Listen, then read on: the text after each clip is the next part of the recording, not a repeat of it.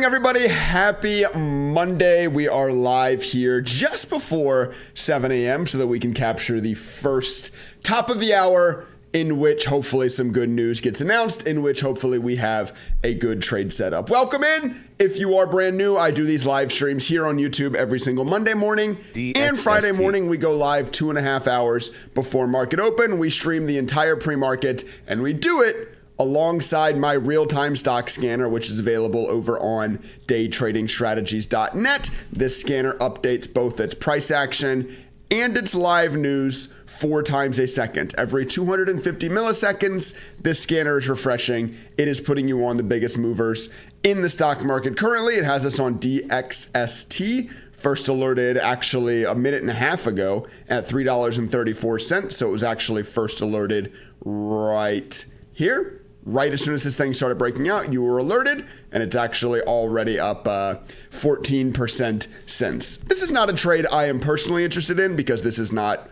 a reaction to news, but showing off the power of the scanner there immediately. Okay, it is 7 a.m. I went ahead and sorted our news down there in the bottom left by time.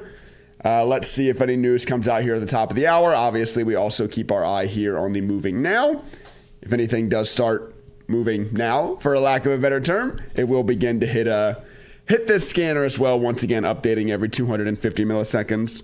Okay, we've got some news coming in. We've actually got a handful of news articles coming in, though your largest reaction is still 3% on some biotech news, and doing it on next to no volume as well.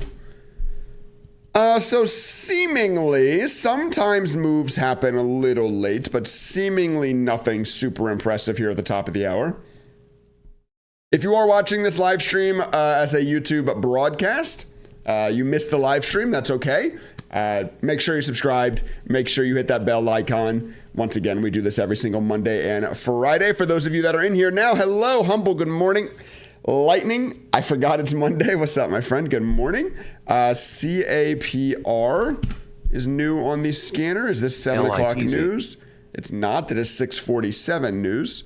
So I'm not sure why it's moving now, but really, really light volume.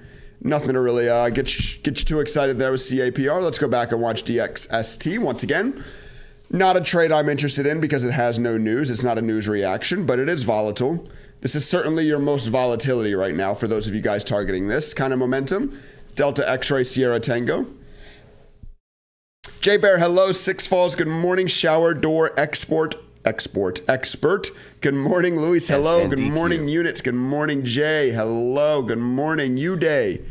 Good morning. 50 viewers on here already. We've only been live for 3 minutes. What's up, everybody? How we doing? How we feeling? I'm hoping for some excitement today. What's the market doing? Ooh, futures are down a little. It's not atrocious, but futures are down a little bit. I always like to sort of keep an eye on what's going on in the larger market too, because if there's more going on in the larger market, like if the S&P is very volatile, the VIX is up, things are flying, it usually, not always, of course, but it usually steals the momentum away from the small cap market like this. But that doesn't seem to be the case this morning. It didn't look like the market was really doing a whole lot out of the weekend. G Duffy, what's up, my friend? Good morning. Hello. Yeah, 7 o'clock. 7 o'clock came and went. Nothing exciting happened at 7 o'clock. Of course, there's not exciting news at every top and every bottom of the hour. That would be fun, but it's like fishing. Having the real-time stock scanner like this is like fishing. You just sit here and you wait, right? You wait and you always know that you're looking at the best opportunities. Sometimes there's just not a tradable opportunity. We're waiting for something to light up the scanner, waiting for something to go crazy, waiting for something to get new news. And the beauty is, while it normally happens at the top or bottom of the hour, it can happen at any second. We've seen plenty of stocks run multiple hundreds of percents after announcing news at like 7:12 or whatever, some random time. So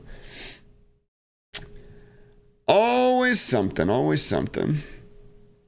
Hamburger Beans, what is up, my friend? Good morning. I kind of want my monster already this morning. I'm tired. Yo, we had our first like cool fall morning this morning here in Virginia. I left my house in my shorts and t-shirt like I've been doing obviously all summer, and it was actually a little cold. It's like, oh shit, it's happening. Starting to feel like football outside.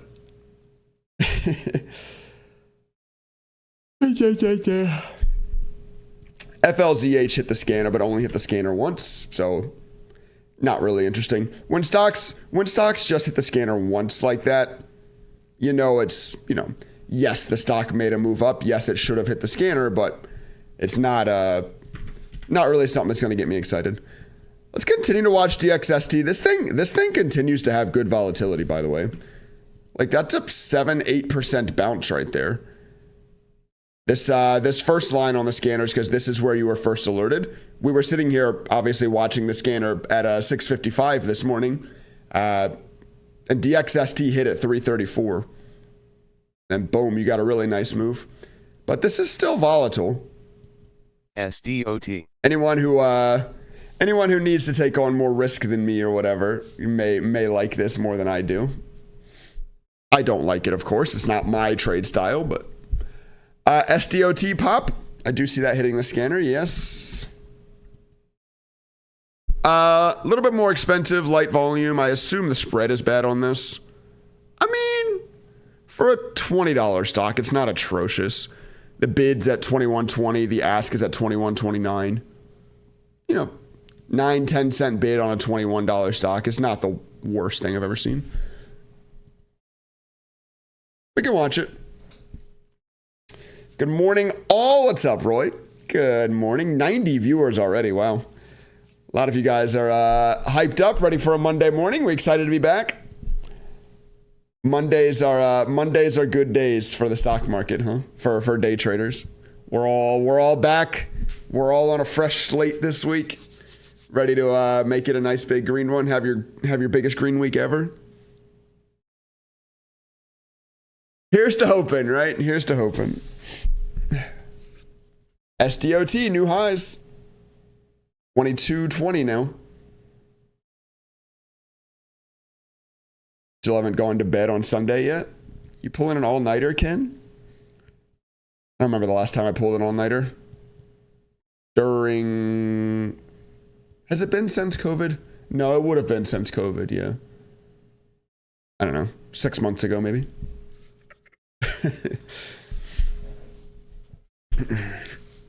Excuse me. SDOT trying to grind its way to highs. What's the float on this? 1.3 million share float. Okay, so very, very small float. Oh, you're on the West Coast, Ken. That stinks. You have to pull more all-nighters if you want to trade early morning pre-market, huh? Someone just signed up to the scanner. Thank you very much. Once again, if you are interested in the stock scanner, head on over to daytradingstrategies.net. There is a free version of the scanner. Before you sign up, you can click this to get the free version of the scanner. Once you sign up, obviously this launch scanner button appears. You click that, you get taken directly to the scanner. That's it. That's the whole setup. That's the whole shebang. All you have to do. I do see we talked about FLZH. We talked about how this one hit the scanner once, so like it wasn't that interesting. And then I also noticed that it's a stock way down on the day, so I'm also not interested. Like, I don't buy stocks that are red on the day. Once again, that's just my trading style. I'm not telling you what to do. All I can talk about is how I trade, right? But FLZH hit the scanner once, like back here, at 26 cents or whatever. And I was like, it's not that interesting, whatever. I mean, it made a 15-16% move since the first alert. I'm buying the year. You're signing up for a year of the scanner right now, Humble? Enjoy, my friend. 12 months of access to real-time stock data for less than $280. Like $24 a month or something like that. I think it averages out to. Pretty crazy. Less than a dollar a day, even if you're only counting trading days. Because right? No, wait, no, not quite. a little bit more than $1 a day if you're only counting trading days. I think there's like 252 trading days in a year or something like that. Good morning, Trey. What's up, courtside? Hello. Edrew, good morning, my friend. 140 viewers. Let's get to the big 400 today. Hang out with me. Tell your friends. We'll get there. I'm enjoying these early morning streams. I'm a little tired when I first get on. Like, I'm definitely tired right now. But it's nice to be here in pre-market. Pre-market's the most fun time of day. Pre-market and after hours are the most fun time of day. Once again, I sort of made the metaphor a little bit earlier, but I'll say it again. It feels like fishing, right? During extended hours trading, we're sitting here, we got our lines in the water, we're watching the scanner, and the beauty, like an underlying beauty of having a stock scanner like this is that you know for a fact that you are always looking at the best opportunities in the market. That's like such a relief off of your chest, knowing that. It gets rid of like all of that FOMO that you have as a beginner day trader. All of that, like, am I looking at the right thing? Should I be looking somewhere else? Should I be? Like, you just kind of relax, you chill. You know that if something moves, it's going to hit the scanner. You know that the scanner will always have you on the best opportunities on the most volatility. And we're fishing, right? Got our lines in the water, waiting for a nibble, waiting for the big fish to get on. Morning, Trey from Florida. How is sunny Florida today, Mark? I was telling everyone a couple minutes ago, here in Virginia, we had our first, like, the first morning that it feels like fall, you know what I mean? I think it was like 60 degrees out or something.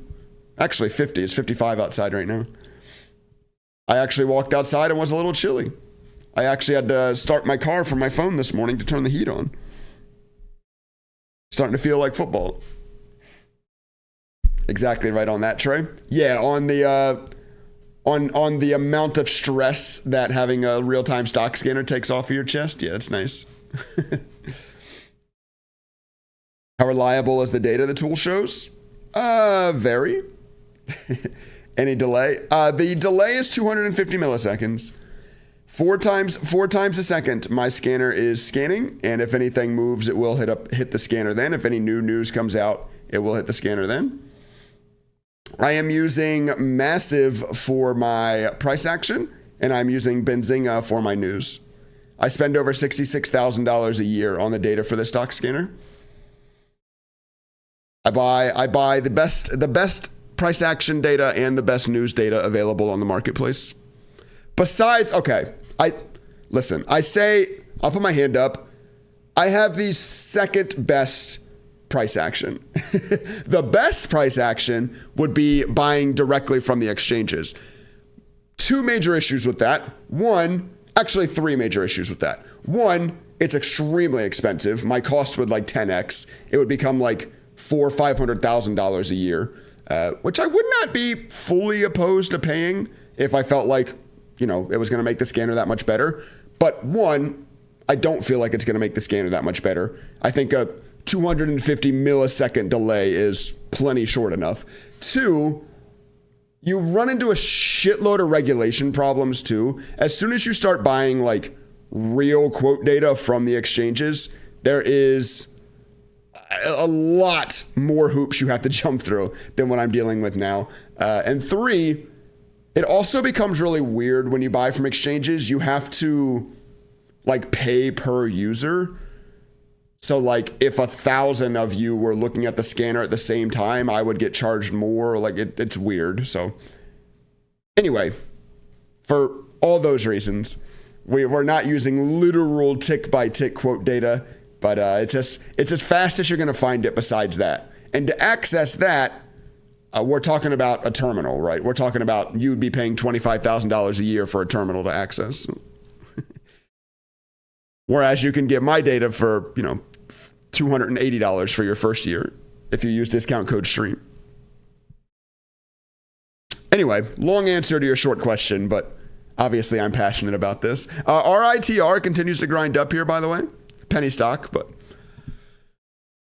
what does the small stock gauge tell us? So the small cap gauge is a calculation of the total percent gains both today and across some subset of previous days. I don't give away the exact calculation because this is proprietary. This is something that I came up with. It's not something I'm pulling from anywhere else. It's not something you'll find anywhere else. But the idea is over not just today. You will notice it will adjust throughout the day because it does care about today. But over the past X number of days as well, how strong has the small cap market been? It's a great way to get a quick visualization of the current market condition, right?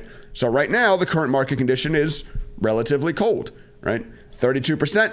And that means that if you've been trading for like more than 6 months, you notice that you sort of go through these periods, right? You go through spells where stocks, like in total across the board, just pop a little bit and then drop back down pretty quickly.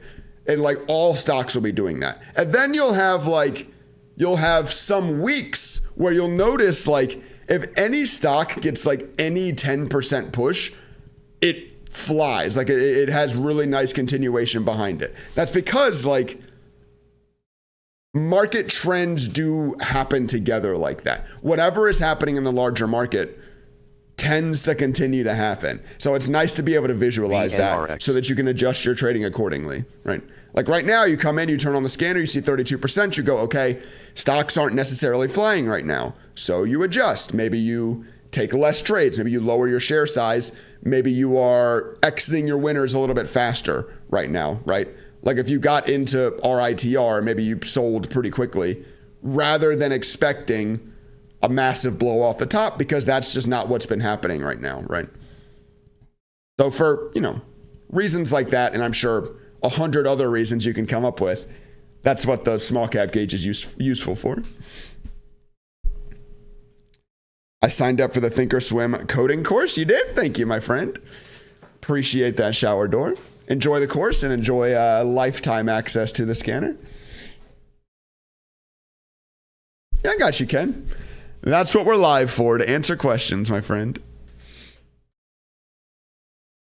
The stock market's so slow right now that the stock that hit my most recent high, the stock that hit the most recent high is red on the 2-minute percent change.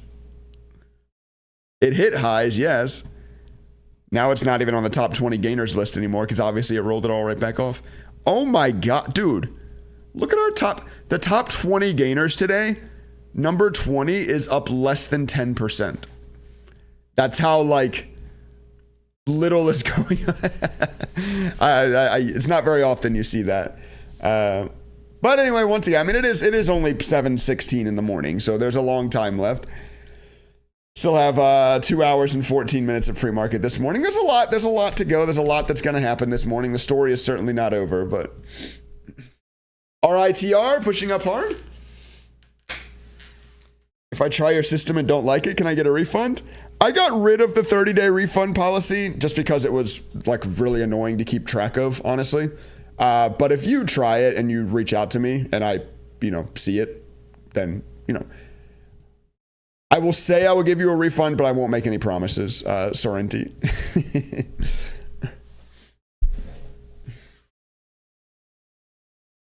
Oh, sorry, it wasn't Sorrenti that said it. It was TB that said it. Sorrenti said it's supposed to be a red day from what we heard overseas. Were foreign markets not so hot?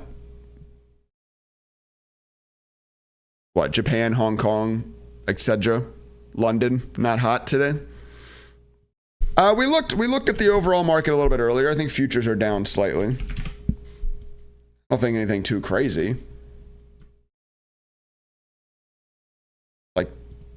What is that? 0.3% or whatever. Futures are down.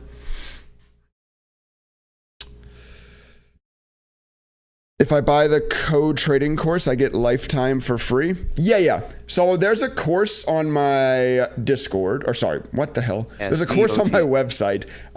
This course has nothing to do with trading. I do not sell any trading education. This course is all about how to code in Thinkorswim. So it literally will teach you how to code custom studies, strategies, scanners, etc. in Thinkorswim. And if you sign up for the course, it includes lifetime access to the scanner, yes. And the course If you go to the little graduation cap on the website, click on the green button. The course costs $2,000, but you can use coupon code 50 to take 50% off.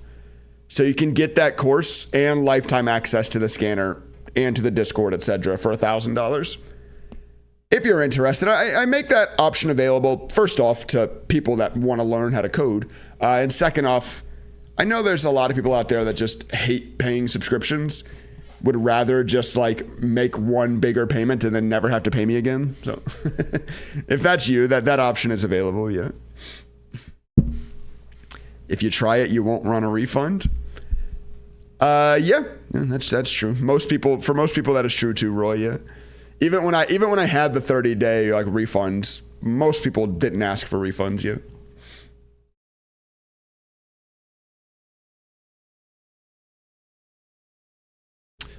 SDOT.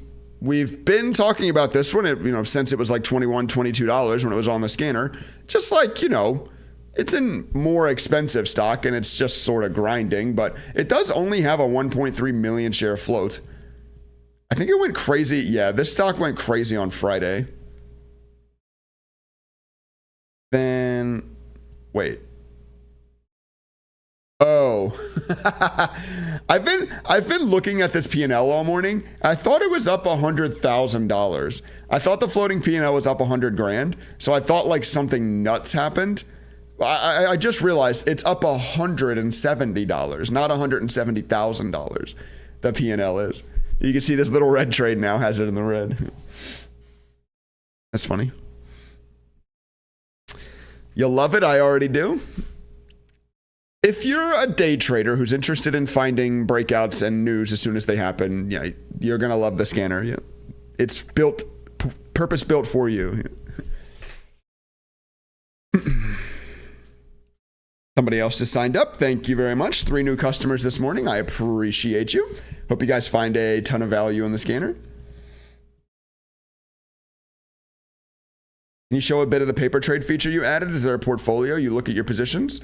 No, there's not a portfolio per se that you can open and like see your open positions and stuff, but you can click on this paper trading here in the top right and you can see your total P&L. So like across days and all your trades, you can see your total P&L. I do want to sort of like the next big thing that I'm going to work on is like a report button here. So like you can click that and it will show you a report of all your trades so that you can, look back and journal and see your statistics and stuff. That's the next big thing I'm going to work on. But from here, of course, you can also come in and reset. You can set your starting balance. But yeah, all you do, you double click on a ticker. It loads in the live chart, and then you go trade it. 1,000 shares of SDOT. Oh God. Yeah, this is the paper trading / live charting functionality built into the scanner now. Yep. That's a nice option to consider. The lifetime, yeah. I got in at 20, then jumped at 23.42 during the 717 dip. Left so much on the table. I mean, you made 3 points. That's pretty nice, though, Grimmed. Can't complain too much, right? How can you afford to have your monthly plan priced so cheap? Because business is a law of $470 down. No, just a joking trade, obviously. Business is a law of like large numbers, right? I spend $66,000 a year on my data, but I can afford to sell it at $45 a month because I have over 7,000 members. That's the beauty of subscription models, right? If you were, listen, the beauty of my subscription model, I'll show you. If you wanted to sign up and access this data yourself, say you just want to build your own stock scanner, you would have to, this is where I get my price action from, Massive. And if you wanted real-time price action like I'm using, you would have to sign up to the $200 a month plan. So just to access the price action that I'm using would cost you $200 a month. Then, of course, you would also have to go sign up for the news. If I go to Benzinga Pro pricing, if you also wanted the news that's in my scanner, you'd have to come sign up for Benzinga Pro. This is the news that I'm using. you would have to, like, in order to get Squawk and your real-time news and stuff, that would be another $170 a month. So just to access the raw data to build this scanner would cost you $370 a month. Or you can access all that data on an already built scanner that you don't have to do any work for $45 a month. It's kind of the beauty of subscription models. Like I can offer you the data cheaper via already having so many people signed up, you know? That's the way capitalism is supposed to work. Businesses are supposed to use revenue to make the product better for its users. Now, that's not always how it goes, of course, as you guys know, but that's how I try to run my business. Legos, what's up, my friend? Good morning. Can you program a voice alert for stocks on the moving now? You get audio readouts when a new stock hits the most recent high. Would I also do audio readouts for stocks hitting the moving now? Probably not. I don't know. That wouldn't be the worst thing. I did recently change the audio alert on the moving now. I changed it so that little beep happens when the fire emoji happens rather than when the new happens. Maybe it wouldn't be the worst thing that, like, if the fire emoji happens, then the stock gets read out. Maybe. Good morning, everyone. May you all be green today. This is Timothy Ray Sykes. What's up, my friend? How you doing, Tim? Maybe you put your business on the market so we can invest in you. Hey, ticker DTS is not being used. I don't think I have any interest in going public. That would be an interesting YouTube series. I wonder how much of that you'd be allowed to document, though. Like, making YouTube videos about the process of taking your company public would be very interesting. I don't know how much of that you're even allowed to talk about. Maybe an alert when something's going parabolic. Yeah, exactly. Like, if something's getting the fire emoji, meaning that it's hitting the moving now 3 times in the last 20 seconds, maybe that stock gets read out. It's definitely not a bad idea. Short it. No kid. You can afford to have a low price because you make up for it by volume. Yeah, exactly. Yeah. Precisely, my friend. And once again, that's the beauty of subscription models is that, you know, yes, you have to pay a subscription. I understand that subscriptions are annoying, but the alternative is paying a shitload of money up front, right? You don't have to pay my subscription. I just showed you how if you want lifetime access, it's going to cost you $1,000, right? Most people don't want to do that, though.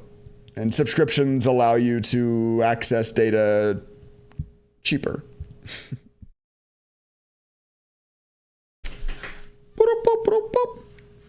Oh, what's up, Tim? You got into your right account. SOX audits suck. I don't even know what an SOX stands for. El Cid, what's up, my friend? Good morning. 200 viewers, by the way. We're coming up to 7:30. We're coming up to the bottom of the hour here. Bottom of the hour is obviously our next big look for news and excitement to come out. It's $1,000 now. I thought it was $2,000. You can use coupon code 50 at checkout to take half off. That feels like a more fair price to me. I initially priced my course at $2,000, and people do still sign up to it for $2,000 from time to time. It's relatively rare, but it does happen. But for those of you guys that watch my stream, that watch my content, that, you know, are actually around, you're helping me out a lot just by being in my live stream stuff. You know, you can take 50% off. I like to let you guys know about this.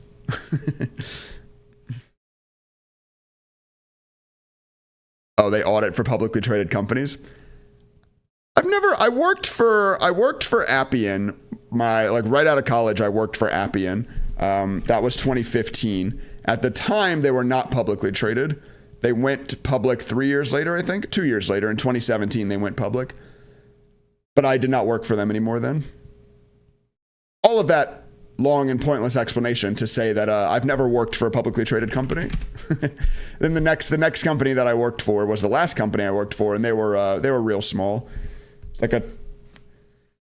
when I joined, I think I was the 14th employee. I think when I left, I think they had like 25, 30, whatever. They were growing a little bit, but nothing crazy in the 7 or 8 years that I worked there. Now I run my own business and I am a team of one. I actually do have a contractor. I brought on a contractor a couple weeks ago, actually. I brought on a contractor to help me find advertisers, basically. He's reaching out to like streamers and content creators and stuff to advertise the scanner. But other than that, it's just me. Ronnie, what's up, my friend? Good morning. I worked at Monsanto out of school. People would pick it out front when we had our shareholders meetings. Did you get yelled at? You get yelled at on your way into the office? 10 seconds till 7:30. Here we go. Once again, we have our time on our news module down here in the bottom left. We have this sorted by time, should I say. So any new news that comes out here at the bottom of the hour will show up here. Here it comes, starts to flow in now. You can see how quickly you get made aware of news from the scanner. We can see that CXT announced some 7:30 news, though it's just appointment of a president of Crane Payment Innovations. So it's not exactly material, moving news, so no one really cares about it. But you did get to see how fast the scanner put you on news, though. Once again, direct from Benzinga, the same exact news that you see in Thinkorswim. Is that it? Is that the only 7:30 news? Hello? Market? Anything exciting? Hello? Come on, bro. Good morning, Trey. What's up, Marshall? Good morning. Good morning, Trey. PJD. Hello, good morning. Finally, a nice day in St. Louis. Hey, we got that here in Virginia. We got that little fall chill this morning. It's like 50 degrees when I walked out of my door this morning. BTCT, new on the scanner, but just some dog shit. Oh, it did just announce news. BTC Digital announces Georgia 10 milliwatt, or megawatt probably, cryptocurrency computing infrastructure. So let's have a conversation right now about news buzzwords. I actually, over on my Instagram, I just posted a short about what buzzwords I would be looking for this week. So if you're interested in keeping up with news buzzwords, make sure you go follow me on Instagram. That is my most recent video I just published yesterday here. Anyway, news buzzwords. Right now, it's things like AI, space, drones, defense. That's kind of it. What is currently hot? What is currently causing stocks to move? I say all that because news like this, like a couple of months ago, or maybe even a couple of years ago, whenever crypto news was really hot, this would have sent this stock like flying. But now, crypto news is not hot. It's not really, people don't really care much about crypto news anymore. You'll notice that via studying news articles like this. So you get like a big, like, oh my gosh, crypto news, but the market just doesn't care anymore.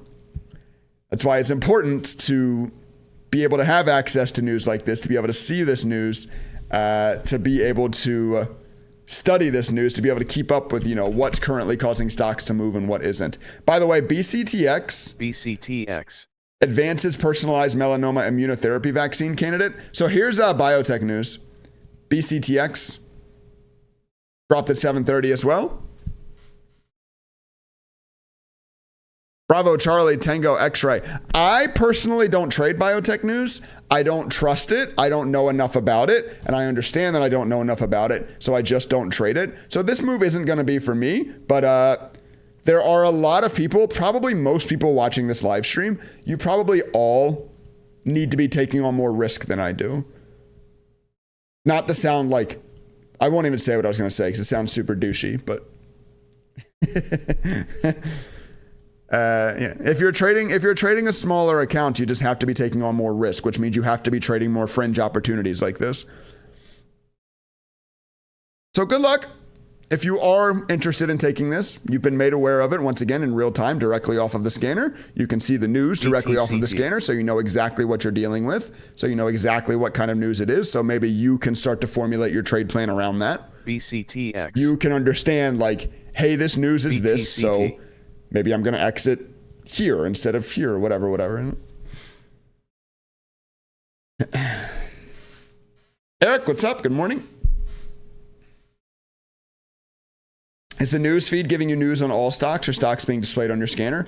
This will show you news, any news, if the stock is also green on the day. I don't care about negative news. I don't care about news that makes stocks go down. So I limit those out.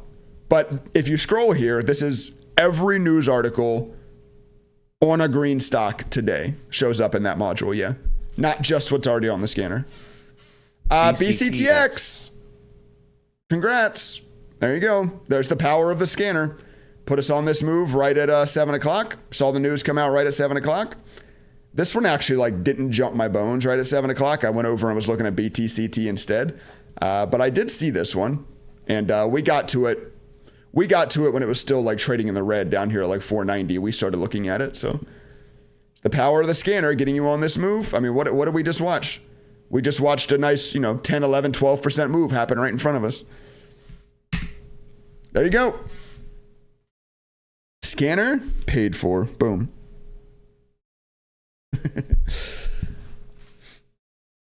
For beginners, do you prefer day trading over swing trading?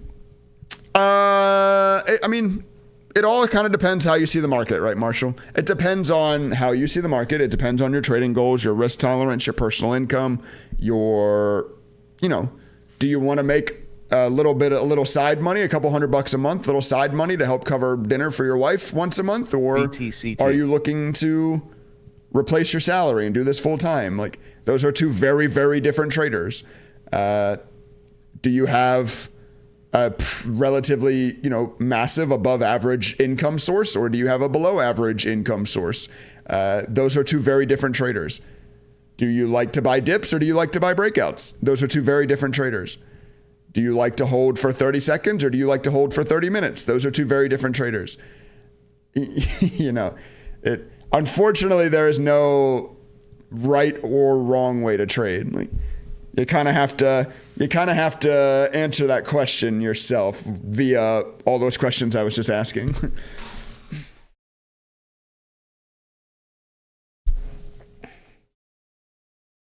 That is why you see people like Ross Cameron do small account challenges, because trading a small account is very different than trading a large account. It just is. He does not trade his large account like he trades a small account, I promise you. That's why he restarts a new small account challenge every couple of months just to show people how he would trade that way. My average hold time is about 30 seconds. My average hold time is 7 minutes, I think, last I looked. I'm not going to lie. I will put my hand in the air. I don't journal my trades very well like I should. It becomes a little bit less important as you trade the same strategy for a long time and become familiar with how it feels. And when you've just been trading for a long time, it becomes less important. But it's not a good example to set. You guys, especially if you're just starting trading, you should absolutely be journaling every trade you take. And you should be keeping up with all your statistics, know exactly what your statistics are and how they align with your back test, and et cetera, et cetera. Ow. I disagree to one part. If you see Candyman Trader, it's a hilarious example of how not to trade. Wait, what? BCTX. Who's Candyman Trader? Who's that? Is that someone I don't know of? Ooh. Yuck. That was interesting. BCTX on the previous minute candle gave you a similar breakdown, but then it recovered. That was like a warning shot. It was like a warning shot across the bow, and then the next candle was a big breakdown. This right here is precisely why I don't day trade biotech. I talk about this a lot on my live stream, so this is not just I'm saying it because it just happened. But biotech is the one type of news that does this the most. The type of news that rolls it all off immediately. Biotech for whatever reason loves to do this. Loves to get news, go up, and then just roll it all off really hard. I don't know why. Like, I can't explain it, and not being able to explain it is one of the reasons why I don't trade it. I think that's one of my superpowers is I know what I don't know, and I don't pretend to know it. But yeah, that's that right. Oh my, dude, look at it. Dude, it literally rolled off the entire move. That's like great stop out by the strategy. First candle to close below previous candle, get out before the wrecking train at least. But having good stop losses is just as important as having good entrances. But once again, I never took this trade anyway because it's very important for new people. Maybe a couple of you have just found my stream. This is the first time you're ever watching my content. These entrances and exits that you see on the chart, first off, they're not actually entrances and exits that I took. I did not trade this stock. These are custom strategies that you can code in Thinkorswim. This one's called my high of day strategy. And an important thing to understand is that strategies in Thinkorswim, you can only code. Oh, look, the fire emoji went off. BTCT. Wow, I'm really sorry. I'm sitting there ranting. I see that, Ronnie. Yeah, my fault. Hopefully you guys were watching the scanner and watching this thing light up the scanner and looking at this. I apologize for not going to it. I was ranting. But anyway, strategy codes in Thinkorswim, you can only code around the technicals. You can only code what's on the chart. So this is my technical rules. But I have other rules too. Like, did the stock just announce news? Is the news something that I want to trade? That's a big second one. Biotech news not being the type of news I want to trade.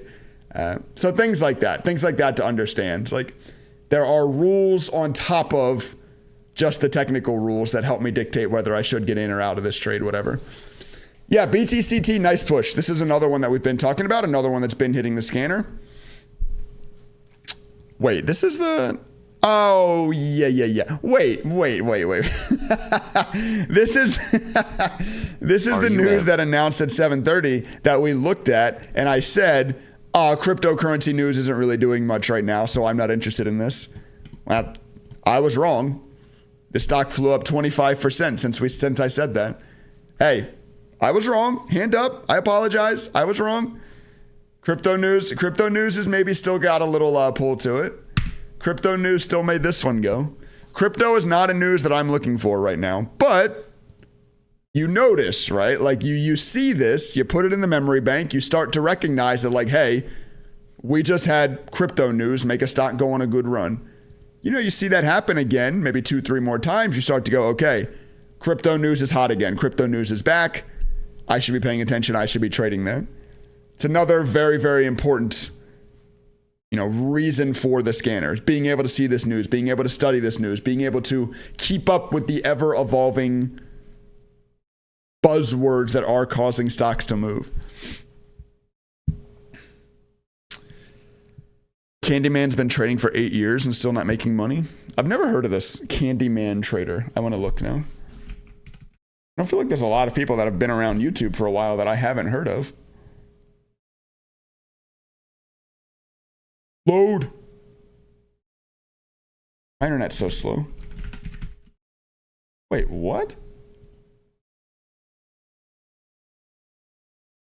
Oh, he only has 3,000 subscribers. Oh, look. This guy is also streaming stocks to 200 people. Is this a guy I should reach out to advertise my scanner? BTCT. He's like similar size to me in his live streams. He's got some kind of scanner. I don't know what scanner that is. This looks like he's just using whatever's in his brokerage. Oh, Quest Trade, I guess, which is probably not a good scanner if I had to guess. Brokerage scanners are usually not very good. I don't know Quest Trade. Maybe it is good. I don't know, but BTC. Wow. Sorry. I apologize. I keep like off-topic ranting today and not talking about the stock that's flying right in front of my face. BTCT new highs over 155. If you ever want to watch paint dry, watch the futures traders. Hey, there is like, as I've been looking at other live streamers now, looking for people that I can hire to use my scanner for advertising. There's a shitload of like futures and crypto like traders. There's like more futures and crypto streamers than there are stock streamers by far. Why is that? Actually, I know the answer. I know the answer. It's because you used to be able to trade futures and get around the PDT rule, right? So everyone with less than $25,000 went to trade futures. But that's not true anymore. Like the crypto, like the stock market world got rid of the PDT rule. So now you can trade stocks with any size account. So people should be paying more attention to stocks. They're definitely better than trading futures for sure. Because of prop firms too. That's true. Actually, I've had multiple big prop firms reach out to me wanting me to advertise their prop firms. I don't believe I'll ever do that. You don't look at level 2 and time and sales at all? No, because I'm not a scalper, Holska. I believe that stuff is extremely important. If you want to scalp, meaning like if you want to be in and out of trades within 30 seconds or even shorter for a lot of scalpers, I think level 2 and your tickers and your time and sales and all this stuff is very, very important. Like I think you need to be looking at this stuff. But as a day trader, meaning like look at this trade setup here. Hand up, this is not a trade I'm in. I said it out loud at the time. So I'm not actually in this position, but this is my strategy. This is how I would normally trade. And it's been in the stock for 11 minutes, right? Like I'm not scalping, I'm day trading. And for day trading, the next tick doesn't matter. I don't care about the next tick on this chart. So level 2 and your tape and all this stuff, it becomes unnecessary in my opinion. I actually find it to be like, because I used to, and I have in the past, I actually find it to be like over analysis for day trading. Because you'll see like a big ask wall. So you'll be like, oh my God, there's a big ask wall, so I'm going to sell. And then like, the ask wall disappears where the stock breaks through it and it flies and you miss out on all your gains and like.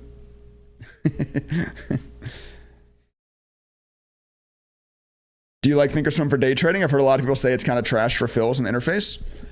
I like Thinkorswim for day trading if you have a small account, so you can't really afford to pay fees, or if you're not scalping. I would say if you're scalping, if you're in, out, in, out, in, out real quick, Thinkorswim is probably not the best. And then once again, if you just want to use a free trading platform, I think Thinkorswim is the best free trading platforms. Are there much better trade execution softwares? Yes, there's much better trade execution softwares, but you're going to pay for them, right? Just like anything else in life, you're going to get what you pay for. Like Dash Trader's way better. Lightspeed's way better. Ninja's way better. I don't know. There's a handful of way better trade execution platforms. It's just, this is the best software for, beginner traders with small accounts that don't want to pay fees. For sure. Absolutely. 100%. In my opinion, of course. See you, Elsid. I went to Bitcoin 78.4. Yeah, Bitcoin went on a nice run after some announcement that Trump made. I don't even really know what it was. I think are they actually like finally starting the U.S. Reserve that they've been talking about for years? Like, is that actually finally happening? BTCT new highs. TOS sucks for newbies. You need a PhD to use it. No, Thinkorswim. Thinkorswim is like really easy. If you learn how to set up your charts and you learn how to set up, your buy and ask buttons here in the active trader, that's all you need. Now, there's a lot of like other stuff going on that, you know, can get confusing and that like you need deeper understanding to understand and stuff like this. Like there's certainly a lot going on in Thinkorswim, but it's very easy to trade on. It's very, like, the basics are very easy, and all you need are the basics to execute your trades. BTCT new highs. Wow.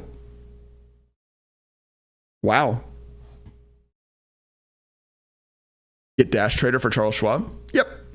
You can link Dash Trader to Charles Schwab too. Yes, but once again, it costs money. Dash Trader is better than Thinkorswim for trade execution. I still think Thinkorswim is the best charting software out there. Now, I obviously think that because of the ability to custom code. Like, the Thinkorswim custom coding is amazing. It's awesome. Like, having that ability for free, like for free, I can come in and write custom codes for candles and strategies and stuff. It's insane.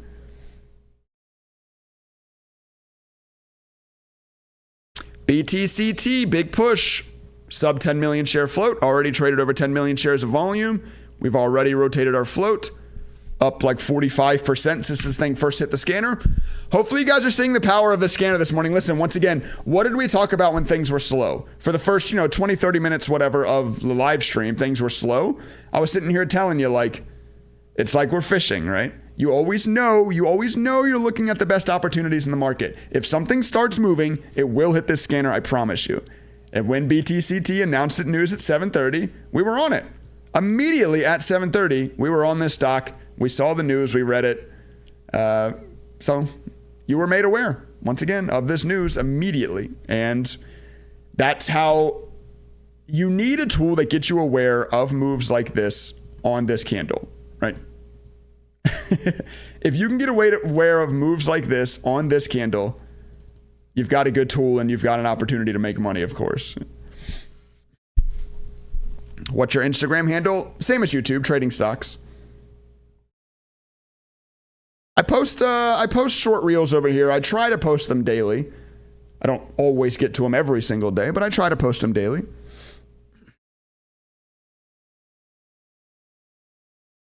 I heard it was a massive pump and dump last week.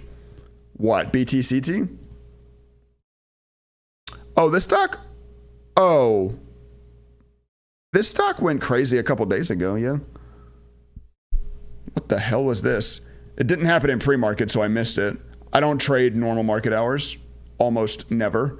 What day is this? The 19th? 5 days ago, BTCT went berserk, yeah. Interesting. Trade Zero? I don't think I've ever used Trade Zero. Have I?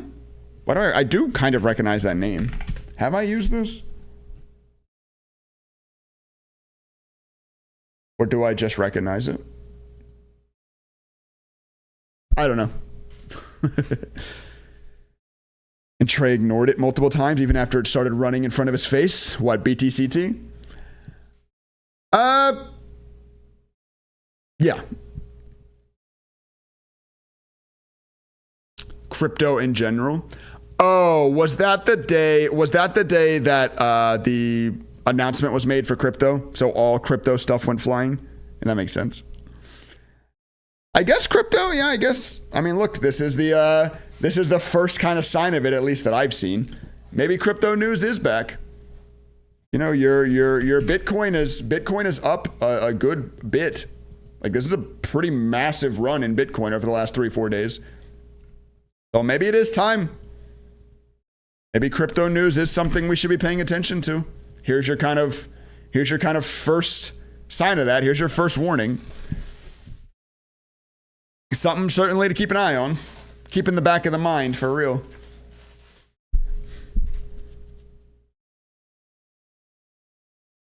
I have no idea, Terrible. To be very honest with you, I don't really keep up with crypto stuff. I don't trade crypto. You guys tell me what's going on with crypto.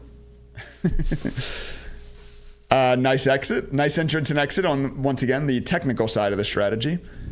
Even if this wasn't crypto news, like even if this was news that I care about, I wouldn't have been in this trade because the trade didn't execute until 4 minutes after the news came out.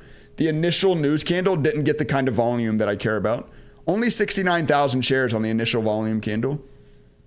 So I would have never been in this. Even if it was news I liked, I would have never been in this trade. Which is funny to say. It's funny to say after like watching it work so well, but I just like to be honest with you guys, right? I will only trade if the initial, like I'm only looking to trade the initial news candle, the initial reaction. I don't really want to be chasing 4 minutes later. Once again, in this case, it worked, but usually if you're chasing the move 4 minutes after the initial pop, you know, you're chasing it X% higher, 9-10% higher. Usually that's a bad idea. Don't let one working trade example adjust how you trade, right? Like just because it worked this time doesn't mean that I'm going to start doing it. 2 seconds, I want my monster.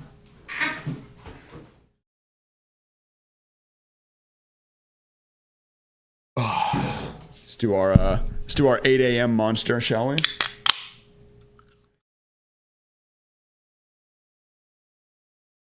I'm waiting for Charles Schwab to start trading crypto. You can trade Bitcoin futures, and you can trade Ethereum futures. Did Ethereum follow? Yes, Ethereum followed the same move. All coins using Ethereum. Oh, Solana, my long-term holdings are up 80%. Glad I keep adding. Congrats, my friend. A lot of crypto traders will be happy. I'm happy for you. I like seeing people make money, especially people in my community.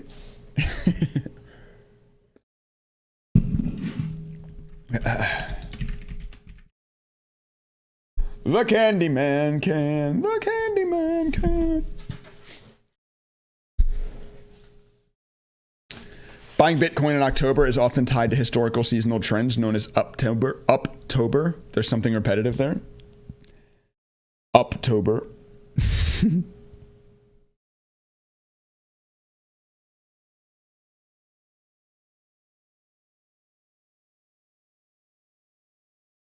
Is that true, Ken? Have they talked about being able to trade crypto in Thinkorswim?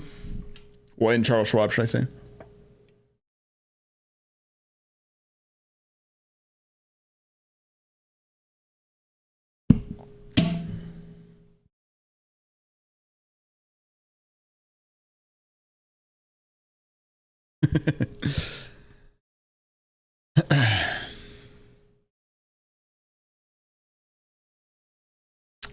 BTCT rolling it off now. Good.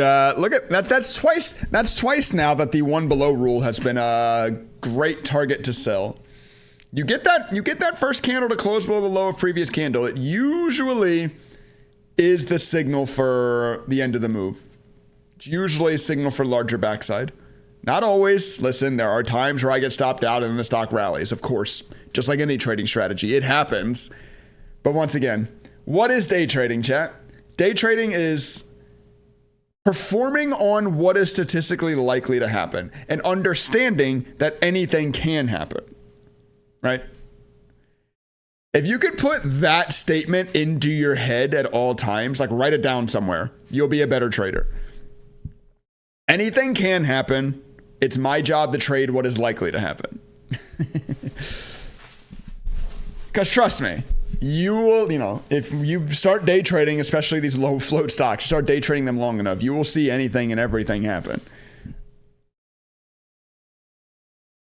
Kind of like we were talking about here with this move. You can't allow outliers like this to shape how you trade. Just have to stick to the statistics. That's all it is. Day trading, profitable day trading is conquering human evolution, right? Conquering FOMO, conquering the your fear of risk, conquering the sunk cost fallacy, conquering the Dunning-Kruger curve, conquering, all the other things that go on in our dumb monkey human evolutionized brain that you're fighting against in order to make money consistently in the stock market.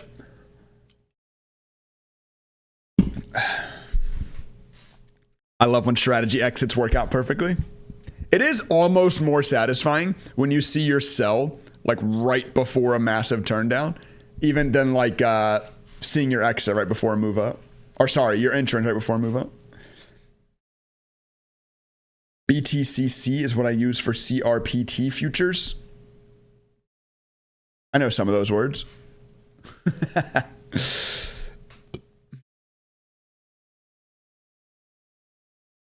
I see you guys talking about crypto stuff in the chat. I just don't, hand up, I don't know anything about crypto.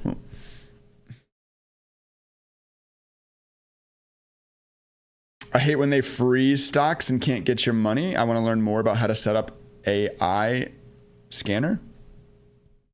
What? I watched Ross for a bit. How much of an impact do you think Ross's followers help with a pump and dump? A good amount, PJD. I think Ross has the kind of following that moves stocks 100%. 100%. Is this a recording or live Monday morning? Hello, hens. This is live, my friend. This is not a pre-recorded live stream. BTCT is grinding back up 160.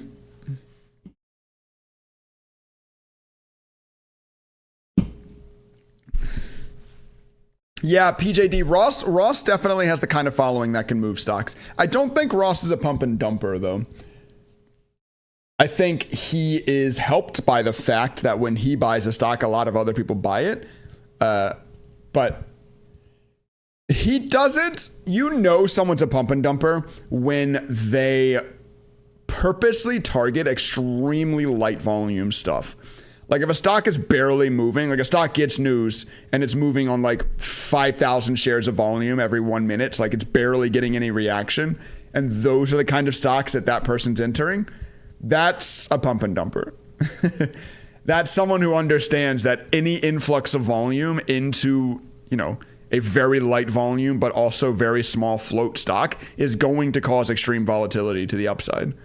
So they buy quietly, and then they talk about it, and then they sell, right?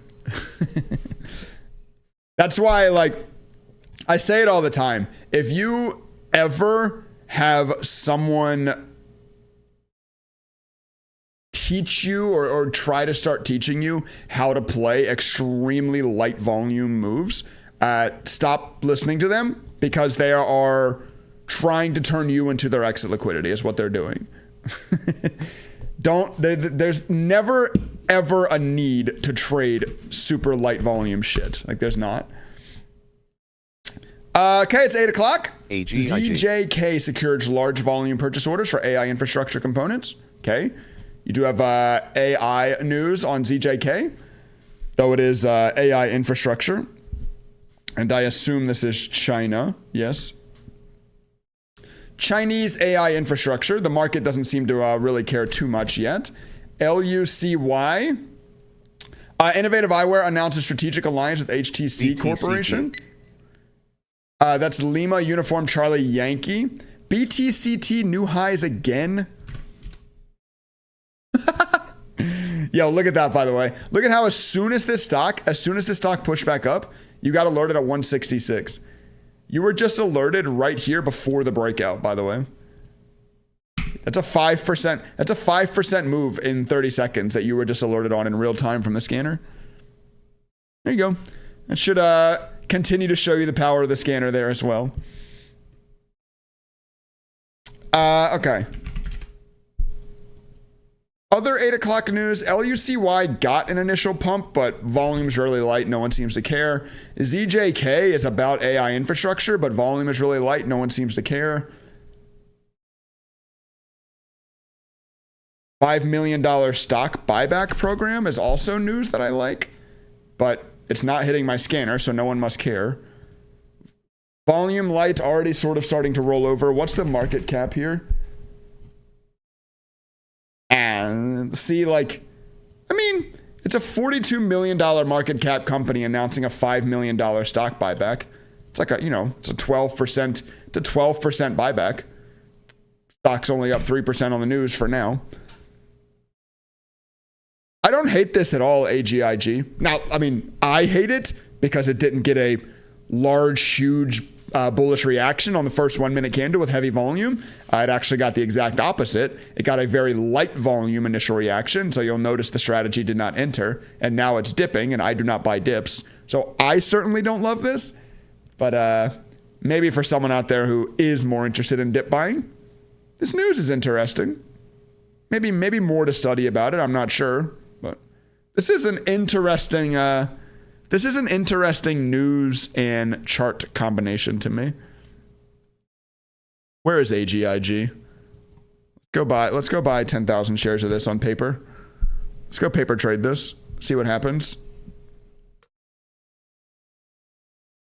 There is, by the way, and I do recognize this, and maybe I will try to fix it in the future. There's a recognizable issue when trying to paper trade penny stocks that I only round to like 2 decimals. So like in penny stock trading, it's not really enough to get granular enough to capture the moves.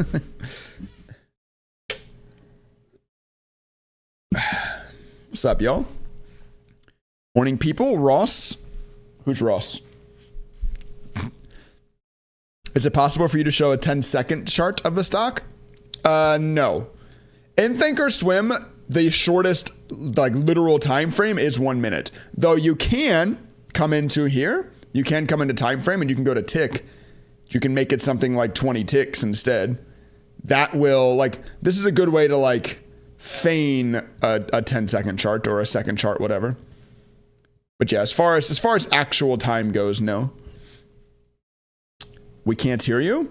I believe that is on your end, my friend. Is it possible for me to know which sector it belongs to? Yeah. Shift hover. Hold down shift on your keyboard plus hover over the ticker, and you can see the sector and the country of headquarters. Oh, excuse me.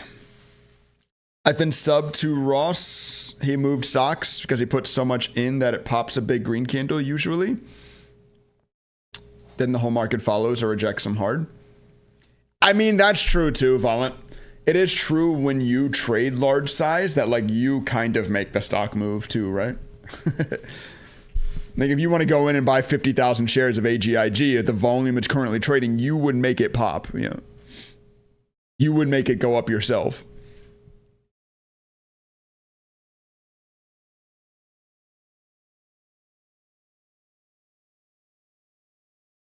I got you courtside. AGIG is still just like LUCY. Not doing anything. Oh, it's LUCY? Oh. This is other news we talked about at 8 o'clock. Once again, it did not get an initial pop, so we did not really care about it immediately, but it's going now. Hello? Oops, sorry.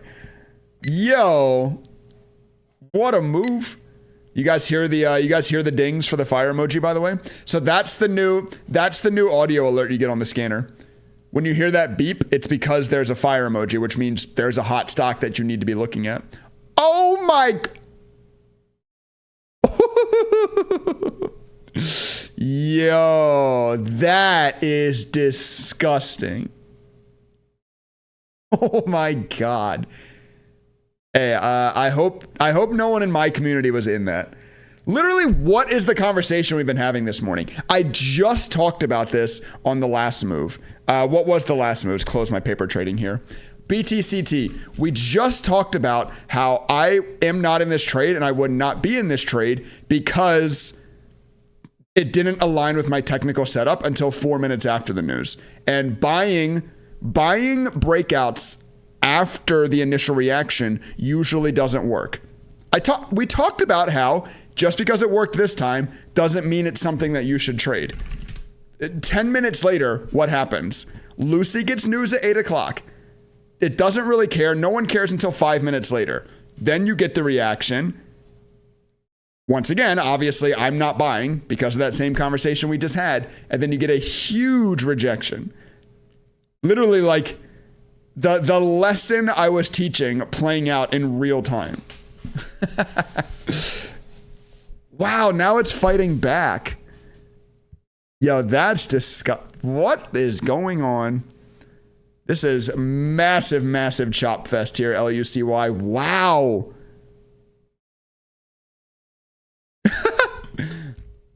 Some beginner trader just like bought here, got stopped out here, and is like now buying again. It's crushed, bro. Crushed. That's crazy. Someone threw this stock around. Someone decided they were going to have fun with this stock. But look, what is it? Once again, what is it? It's a stock that already announced news that the market didn't care about. Extremely light volume. Probably some like chat room jumped on it. Probably some Discord, some chat room, some whatever jumped on this 5 minutes later and decided to send it to volatile orbitality. I don't know, it's going nuts, but when do you enter a stock?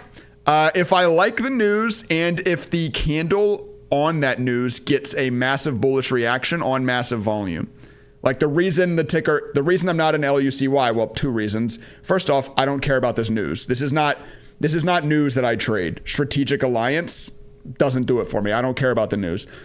So I was never going to be in anyway. But technically speaking, also at 8 o'clock when the news came out, you did not get a big, heavy volume bullish reaction. This is not a crazy reaction. So I would have never been in.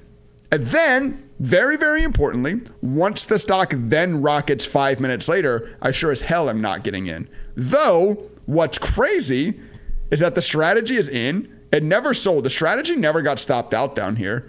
The strategy is actually up 15, 16% now. It would have been a wild ass ride, but that is kind of funny to look at.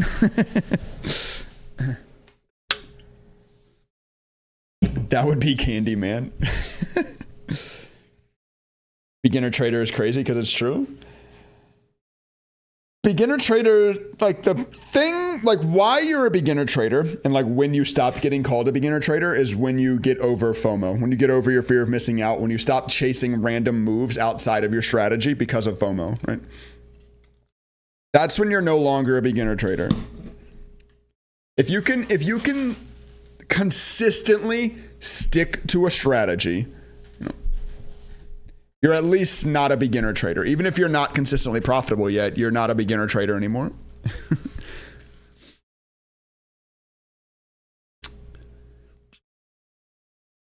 Shift hover doesn't work on my Thinkorswim? Yeah, it's not Thinkorswim, it's on the scanner. Shift hover on the scanner. This isn't Thinkorswim, by the way. My scanner is just a website, right? Anybody with an internet connection can use my scanner. You don't have to have Thinkorswim. Is there a video to show how to link the tickers in the scanner to a chart? No video. So what you do is you left click. So left click on a symbol. If you left click, it copies it to your clipboard, and then you just paste, right? So left click, paste.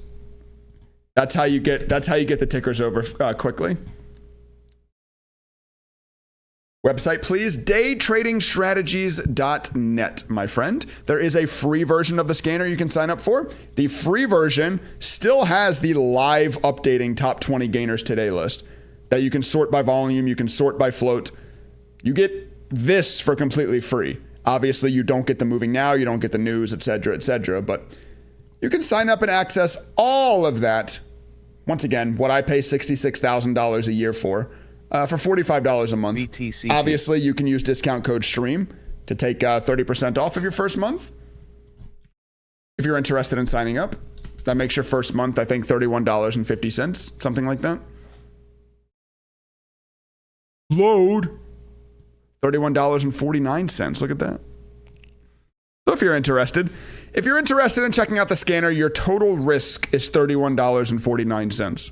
The worst thing that can happen to you is you sign up, you don't like the scanner, you cancel, and you're out $31. It's the worst thing that can happen. The best thing, like the potential ROI, is that you find a tool that puts you on the right moves at the right time and that you use for the rest of your trading career, right? That's got to be worth risking $31 total dollars. I mean, think of the dumb shit you spend $31 on, right?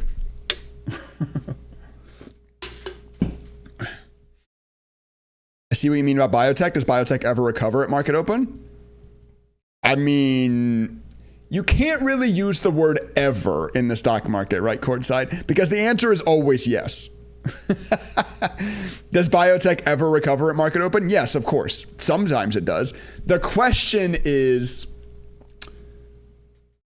it statistically likely to recover at market open? That's what you need to go study, right? That's what you need to go answer. You need to go answer that question. I would presume the answer to that question to be no. I would say the statistical likelihood of stocks that get news, big runs, and then big collapses to recover at market open is low. But that's what you build trading strategies around. Where do you pull your data from for $66,000? Price action is from Massive. News is from Benzinga. Benzinga Squawk is also something that I pay for. So you also get access to Benzinga Squawk on my scanner. Does the scanner do real-time scans? Yeah, all of this is real-time. All of this is real-time, updating every 250 milliseconds. Every 4 times a second, this scanner is looking across the entire market. If something is moving up at least 3% in 2 minutes, you are made aware of it. If a company announces news, you are made aware of it. Yup.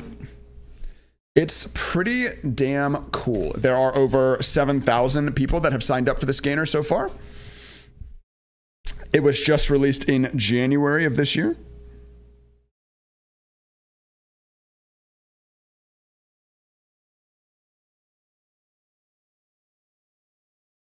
Oh.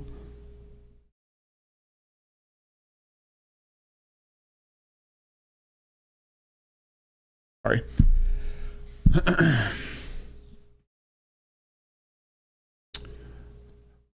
Why do I always get breaking news at least 1 minute late? I don't know. Is your internet bad? We've watched the scanner put us on multiple news events right on time this morning. How does Massive compare to bent toed data? No idea. Massive is the agreed upon number one source for real-time stock market data by most people, of course. Whenever you're talking about best data sets, there will always be opinions, but this is the biggest one. This is Massive. They were formerly known, you guys might recognize them if you guys are like in this space at all. You guys might recognize them as Polygon. That's what they were before. Polygon was like a big name in real-time stock data. This company called Massive, I guess, bought them out. But yeah, this is what I use. Obviously, I don't spend $200 a month. I have to spend a lot more money than that because I have to buy a redistribution license. But if you wanted to access real-time data yourself from Massive, it would cost you $200 a month. You can buy an already built stock scanner with news, etc., for way less than half that price, a quarter of that price.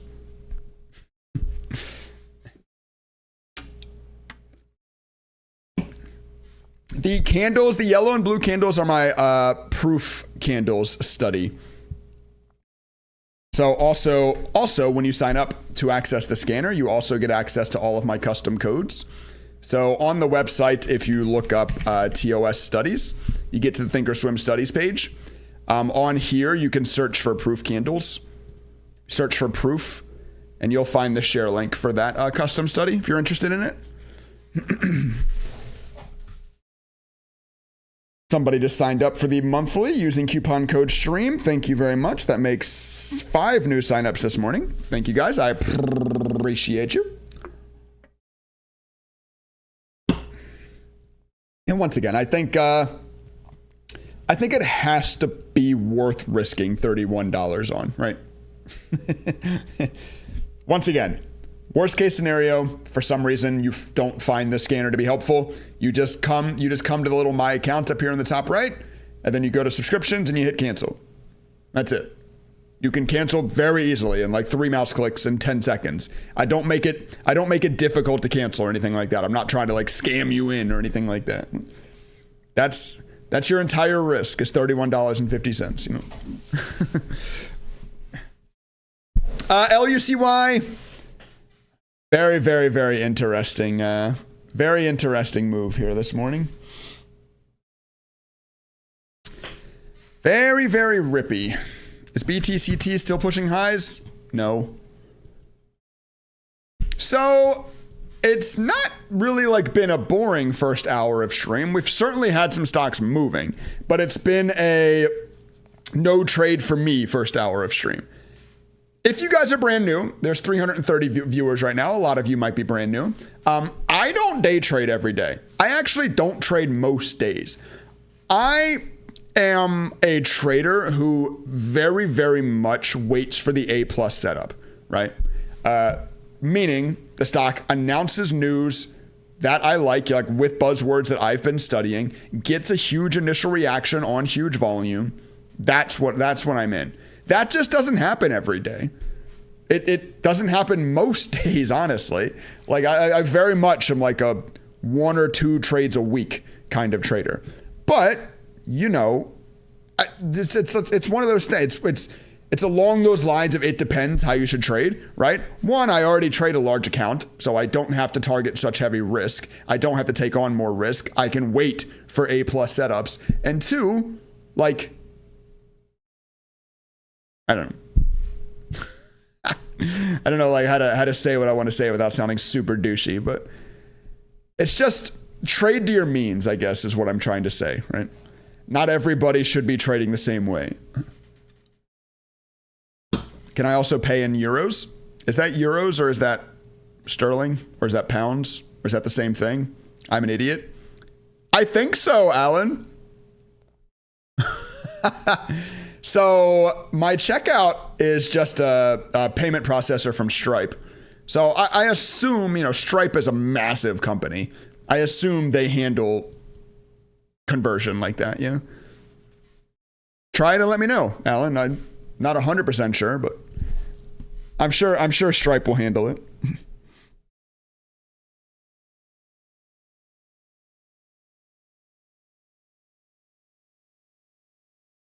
It's euros. I was right the first time. What are your favorite buzzwords in the news? Always changing. That's why it's important to keep track of. It's always important to keep track of news. This morning, very interesting. We got to see cryptocurrency news, right? That is what BTCT is. You get to see crypto news flying.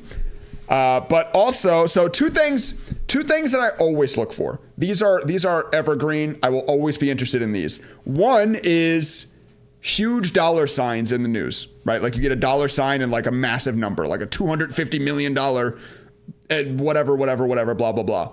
That will always be interesting to me. And if a huge company appears in the headline, so like BTCT, they announced that they're opening a 10 megawatt cryptocurrency computing infrastructure. If they would have said like partnering with NVIDIA or something like in order to do it, if NVIDIA would have been in this headline, I would have been all over it. I would have been much more willing to take that trade too. So huge dollar signs and huge other companies are evergreen. I will always be looking for. Past that, it depends. What's hot right now? What I like right now is quantum, I like a lot. Drones, I like a lot. Space, I like a lot. Although space is, we haven't really seen much space news in the last couple of weeks. Space was really hot with the SpaceX IPO. Maybe that one's sort of dying out. And then, of course, AI. AI has been hot for months, but as I said in my short yesterday on Instagram, it doesn't always need to be some super secret play, right? Sometimes you just play the obvious. AI is the obvious. If you see AI in news right now, of course it should be on your radar. So that's what I'm, kind of currently looking at. But once again, it rotates, it changes. Now, why not use your price action Momo buy indicator? That one seems to work pretty well. I think it's the same exact thing. Isn't this study like the same thing? I'm pretty sure this is also, this one deals with moving averages. Oh, this is, that's right. This one is dip buying. Also, I would doubt that this worked very well in the 1 minute. Does it? Also, why can't I turn it on? Hello? Okay, I just double click that like 10 times. Yeah, this is one that will turn a moving average on, and then whenever the stock dips below the moving average, you get the buy signal. I wouldn't think that would work very well for like momentum stocks, like momentum day trading like this. But if you find it does, good, right? That's why I put all those studies and strategies and codes out there on the website for you to find what works best for your trading style, right?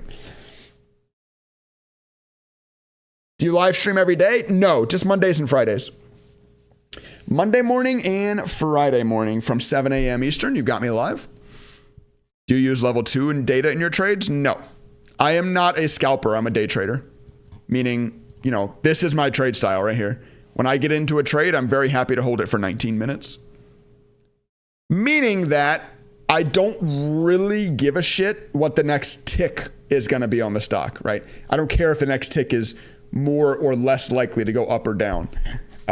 Whereas if you're scalping, if you're hyper in, out, you do need to be caring about what direction the next tick is likely to be.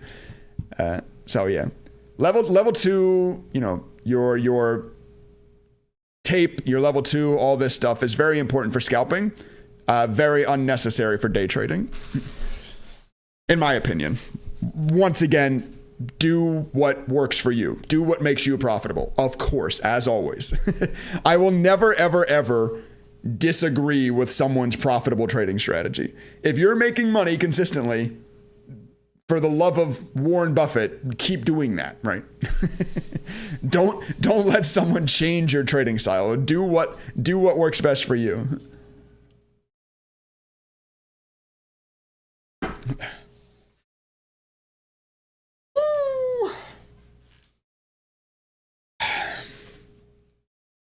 BTCT and BCTX popped at the same time. I picked BCTX and got jackknifed when the sell signal appeared. Am I just unlucky? What's BCTX? BCTX. Oh, this is the one we looked at this one, right? What was this news? I don't even think the stock's green on the day anymore. Can I even find the news anymore? No, I can't because the stock isn't green anymore. Let me find it in Thinkorswim. Oh, this was the bio. Yes. Of course, we looked at this one. So, my friend, this is biotech news, and I talk about this a lot, but biotech news has this heavy propensity of doing this, of getting huge reactions and then rolling it all right back off.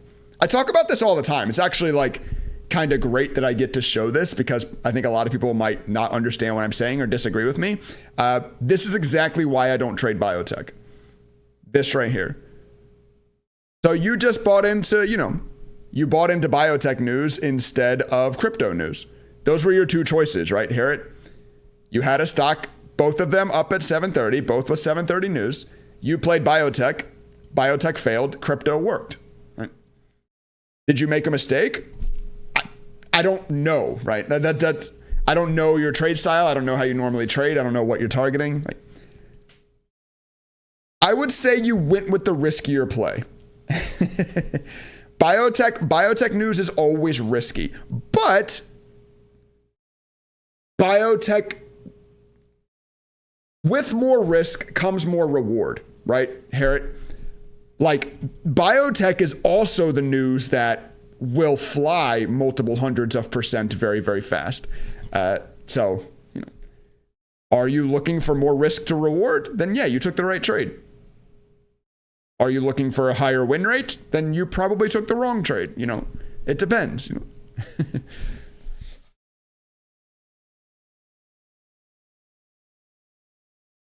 I still can't find that strategy. The high of day trading strategy? Just Google, just using the search function on daytradingstrategies.net. Just search high a day. You'll see high a day trading strategy. Good morning from Gold Bar, Washington. There's a town called Gold Bar. That's sick. A little on the nose. I wonder why that town was founded, however many hundreds of years ago it was. What's up, Beeline? Excuse me. You change your high of day buy? No. This high of day strategy is the same one it's always been. I'm pretty sure. I don't think I touched it, at least. XPON. Scalping is ultra short term. Right, Lenovo. Yeah, right. That's why with day trading, I don't really give any clout to the ticker tape or the level 2 or this. I don't find this stuff to be useful for day trading. Once again, for scalping, it's required. It's necessary. Very, very useful. But not so much for day trading.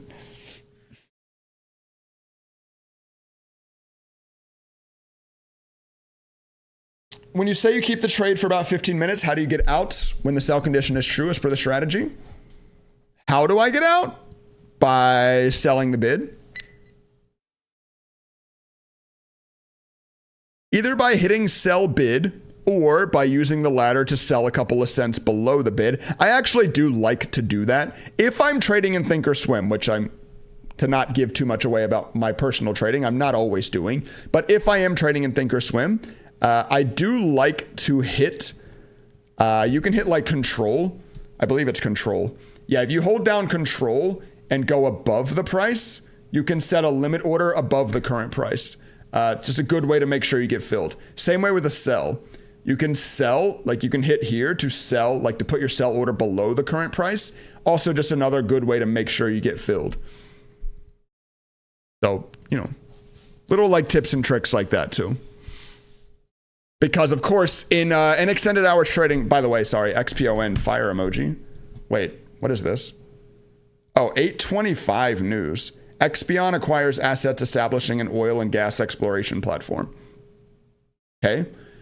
I am not interested in this, once again, because why? Because the initial reaction was no volume. Actually, the first 3 minutes of this news, no one gave a shit about. All of a sudden, 4 minutes later, it gets a huge candle. Once again, I don't take trades like that, but it is pushing. XPON, this is oil and gas. Wait, what? They just announced different news. Huh? They announced news at 8:25 and they just announced more news at 8:30. What the hell? Yeah, look. They announced news at 8:25. When I first clicked on my news, that's the news we were reading. This acquires assets establishing oil and gas. Then 5 minutes later, they announced a $9 million closing of private placement. Well, that makes the story that the price action is telling make a little bit more sense. That's why it's ripping now. It just got other news. Interesting. Once again, I don't care about this news. It's not really news I trade, study, whatever, but stock is going up on it. There's the power of the scanner. The scanner's had you on this for a while, actually, because it was hitting back here during the initial news push at 8:25. Here's why it's important to have a stock scanner, a real-time stock scanner, chat. Because how would you have found XPON without one?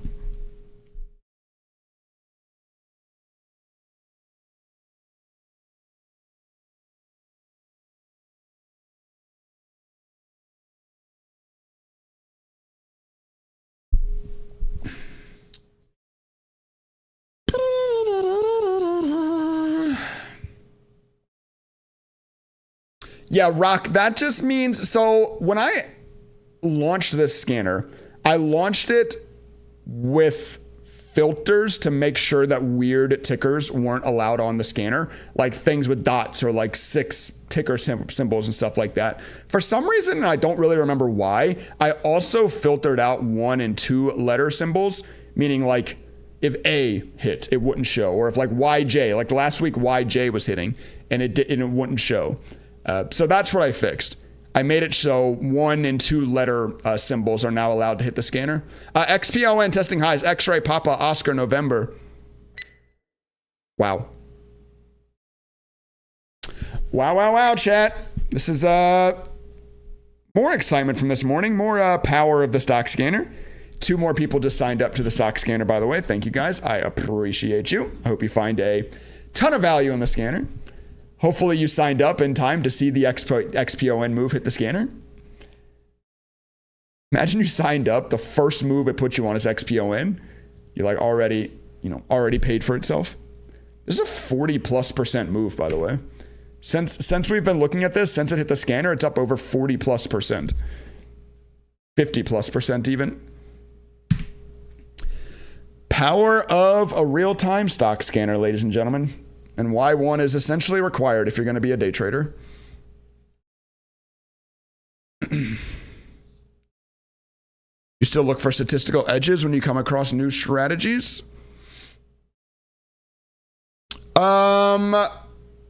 If I think I know what you're asking, I haven't looked to create a new strategy in a little while, the juice. I've kind of been stuck on this high a day strategy for a while. Even before this high a day strategy, I had my RSI rate of change strategy, which like essentially was the same thing. I just kind of simplified it down to high a day. But I've been trading sort of in this style for a while now, yeah. Basically ever since I built the scanner. Building this scanner changed how I trade, for sure. Because I used to trade on a 5-minute chart, and I used to trade very differently. But now that I have access to real-time price action, and more importantly, real-time news, which is everything. Real-time news is everything. Then, it changed the way I trade. But that was in January. Since then, or maybe since, February, March, when I sort of figured it out, I've been trading in this style, yeah.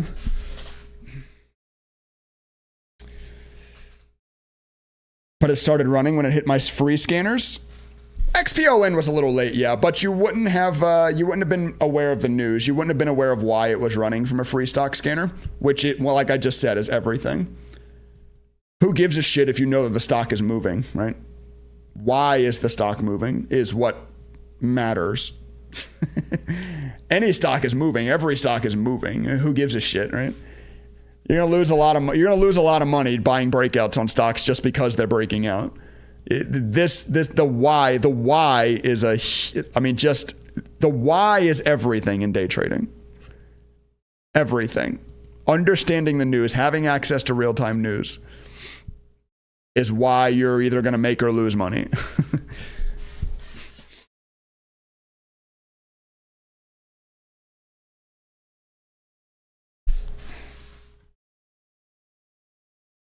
XPON showed up in my TOS after hours scanner from your tutorial video. Yeah, like I said, XPON is a little bit of a delayed one.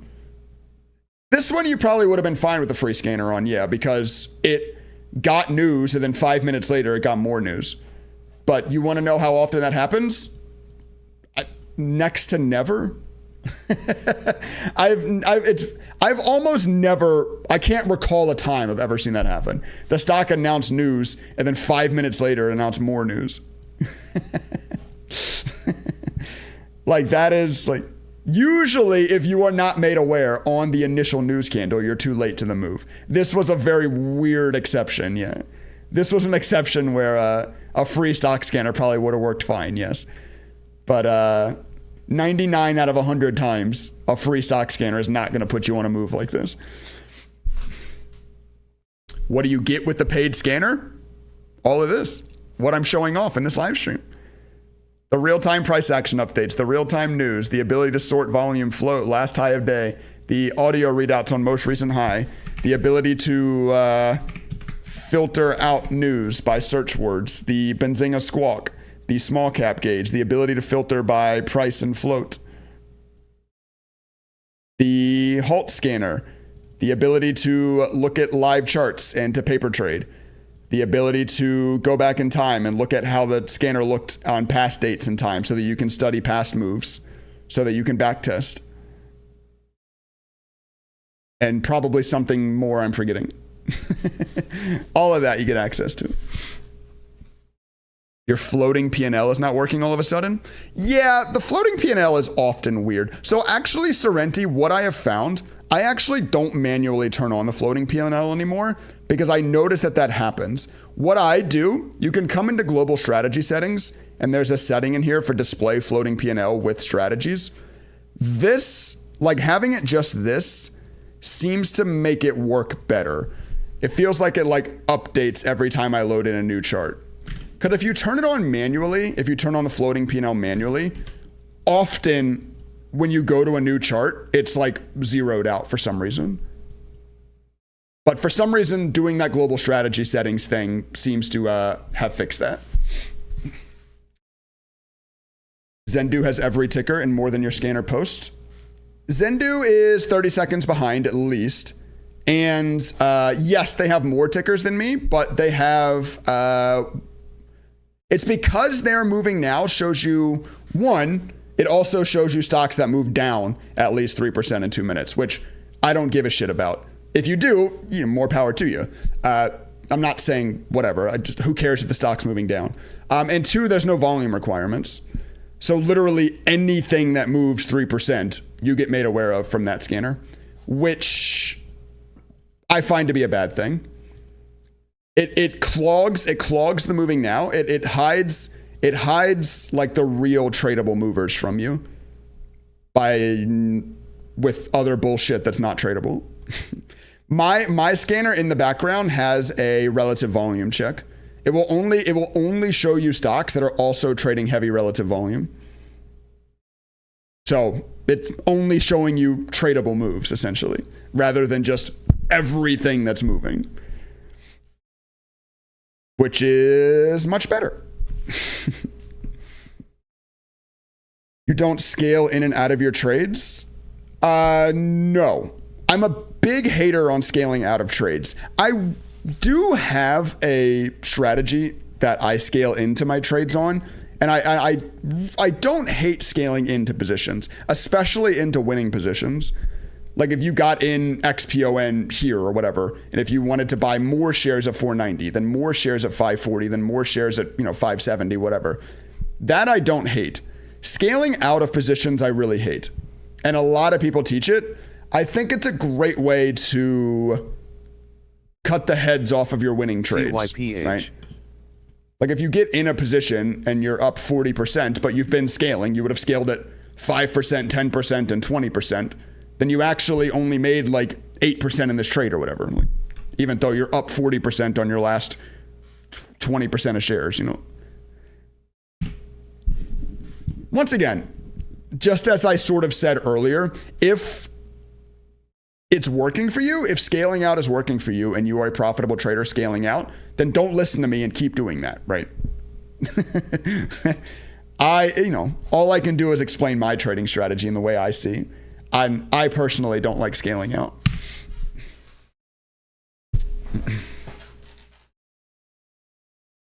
Zendu robots give me nightmares.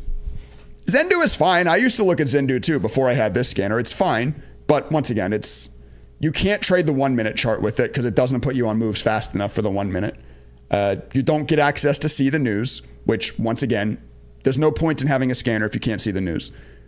I'm telling you right now, this is everything in trading. Being able to see the why a stock is moving and to study that and to only trade the whys that you like is everything in day trading. And yeah, whatever.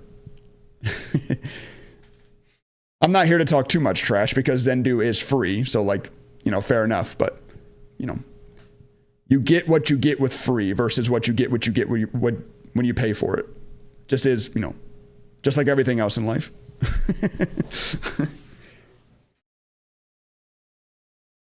How much is the scanner? $45 a month, my friend, or $400 a year. Of course, you can use the coupon code STREAM at checkout to take 30% off. I think that makes your first year like $275 or something like that. Can you adjust relative volume? No. Relative volume is a calculation that I handle on the back end. What are your views on ZSTK? I have none. I never have a view on a stock. What the fuck what is this? It's light volume dog shit. That's my view. It's a stock that went crazy a few days ago. So I'll put it to you like this. All of these companies, let's do an experiment. Let's go to the daily chart and let's just click through every stock hitting the scanner. Awful, bad, dog shit, just terrible, not good. Like all of these stocks, almost every single stock that hits a scanner like this, that is volatile like this, is not a real like investable company, right? Like ZSTK went crazy a few days ago. I'm sure it got news. It got a huge bullish reaction. That's great. That's what we're looking to take advantage of, right? We're looking to take advantage of the quick bullish reactions on news. We're not looking to buy and hold these companies. They're not investable companies. Like ZSTK is like, you know. Can you mentor me? I'm 14 years old. No. Not privately. I mean, that's what these live streams are for. That's what all the content I make on YouTube is for. I think I have over 700 videos on YouTube. There's a lot you can learn from what I've posted. I have 665 videos on my YouTube channel. There's a lot you can learn if you're interested in what I have to say. But yeah, I don't do like one-on-one mentorships or anything like that. If Bama beats the Vols, can I get a discount? That would just be me guaranteeing you a discount, bro. You're probably going to beat us. Zendu stresses me out. Doesn't it have like a silent version or something? Or does that just get rid of the background noise, like the waves in the background? What's the relative volume set at? On the moving now, it is that the current 1 minute candle must be, or not current 1 minute candle, sorry. The last rolling 60 seconds must be on pace to trade 100,000 shares. Meaning that if it trades, 50,000 shares in 10 seconds, it's still going to hit the scanner. It's still going to be allowed. That way you don't have to like wait for 100,000 shares to happen. It just has to be on pace to trade that. That way you still get alerted immediately if a stock is moving. Because that's when I first built the scanner, I did have it set to 100,000 shares over the last rolling 60 seconds. Unfortunately, when you do that, like when a company announces news, it might take 10, 15 seconds, maybe sometimes longer, and then it would pop up. So I changed it to that like velocity check instead. I did, Rags, I did. The beep sound now happens on the fire emoji rather than the new. Yep. That's been your suggestion for like weeks. I finally did it. XPON new highs. XPON. Wow. Look how you're seeing. As soon as it pushes into highs, you're immediately getting alerted.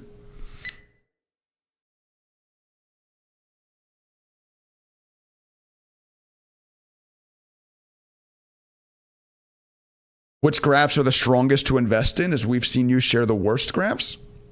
To invest in? I don't know. Any of the Magnificent Seven? The S&P? NVIDIA, Google, Microsoft, Apple, Tesla, Walmart, Netflix, Facebook, Meta, whatever it's called now. Those are your investing tools. These are not investing instruments, right? At all. These are not investing instruments. Please, for the love of Warren Buffett, do not try to invest in these stocks. These are short-term bullish volatility that we're looking to take advantage of.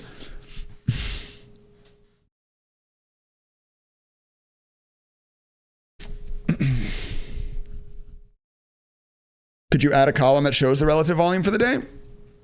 I don't think so. Everyone asked for that. I don't see how it's helpful, other than everyone's been taught to look at relative volume.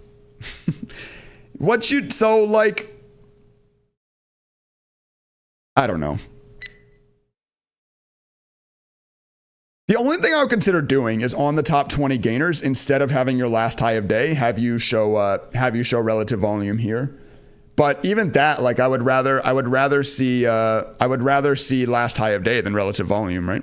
If the stock is pushing into high of day, I want to be made aware of it.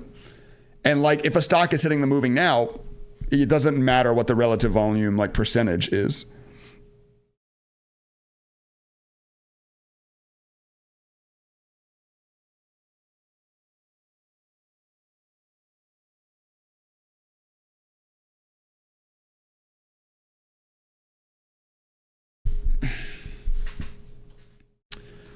What is the yellow bar and blue bar? So a blue candle is a candle that closes above the highest close of the previous 10 candles. So a price action breakout, except also it must have the highest volume out of the previous 10 candles as well. So it's a breakout with reason, right? It's a breakout with demand to support it. A yellow candle is the same exact rules, except that a yellow candle is also breaking into high of day. So a blue candle is like a local breakout. A yellow candle is a high of day breakout. And like you'll notice right here, like why isn't this candle yellow? Because the volume is coming down, right? This candle is yellow. You get heaviest volume of the day into high of day breakout. And then look at the difference. Look at the nice follow through you get on this candle versus this candle, not yellow because the volume doesn't support the move. Look at the move you get after there. Also, again, coming forward now, yellow candle because highest volume of the previous 10, highest price action of the previous 10. And then look at the follow through you get. It's already up 11% since then. So it's price action breakouts with volume to support the move. And once again, yellow versus blue because high of day breakouts are much more impactful than local high breakouts. High of day breakouts mean that you have no local overhead resistance on the move, which is where you get the more clean continuation, typically. Not always, of course. I'm not, in no way am I saying that every time you get a yellow candle, you get clean follow through. Of course not. Wouldn't it be so beautiful if trading were that easy? It's the same sort of conversation we've been having all live stream. It's all about trading likelihoods. It's all about trading statistics. These yellow candles are where you statistically are more likely to get the clean follow through. You absolutely will buy yellow candles and lose money sometimes. Trust me. In no way, no single study, no single strategy, no single anything in the stock market is ever going to like predict moves 100% of the time. If that were true, I would just make that and I would sell it to you all at $100,000 a pop, and anyone that can afford it would buy it because they would make their money back really quickly, right? Unfortunately, it is not a thing. I do not hear it, but I just posted my most recent video on Instagram is going over the buzzwords that I like. And I will probably start doing this every Sunday. Start posting like what news buzzwords I'm focused on. Maybe even throughout the week. Like I'm probably going to make a video today about BTCT and how it feels like maybe crypto news is hot again. That's probably going to be my short today. So if you're interested in like keeping up with my thoughts, Instagram's a great place to follow me. I also like, if you would rather see my thoughts in text form, I post about stocks a lot over on Twitter. Always, talking about stocks here, sharing my shorts here as well. Yeah. Instagram, Twitter, just if you like what I have to say, other places where you can get more like live ideas from me and what's currently going on. Does Trey have a video about Lenovo? I have a video that both shows you how to set it up and gives you the code for free. It says follow the yellow or something like that. What video is it? Wait, where is it? Oh, this one. Breakout trading strategy that actually works. So this goes over my candles, and in the description has the share link. So if you're interested in these candles, this is the video. Breakout trading strategy that actually works. When did I post this? Is there a date? On July 1st, I posted this video. XPON, new highs, continuing to run, continuing to push. X-ray, Papa, Oscar, November. Stock we've been sitting here looking at. Stock we've been talking about for a while. Stock that hit our scanner back here at 825. Obviously, then harder at 830 once it got more news. But which studies are you currently using? I am using the proof candles study and the high of day trading strategy.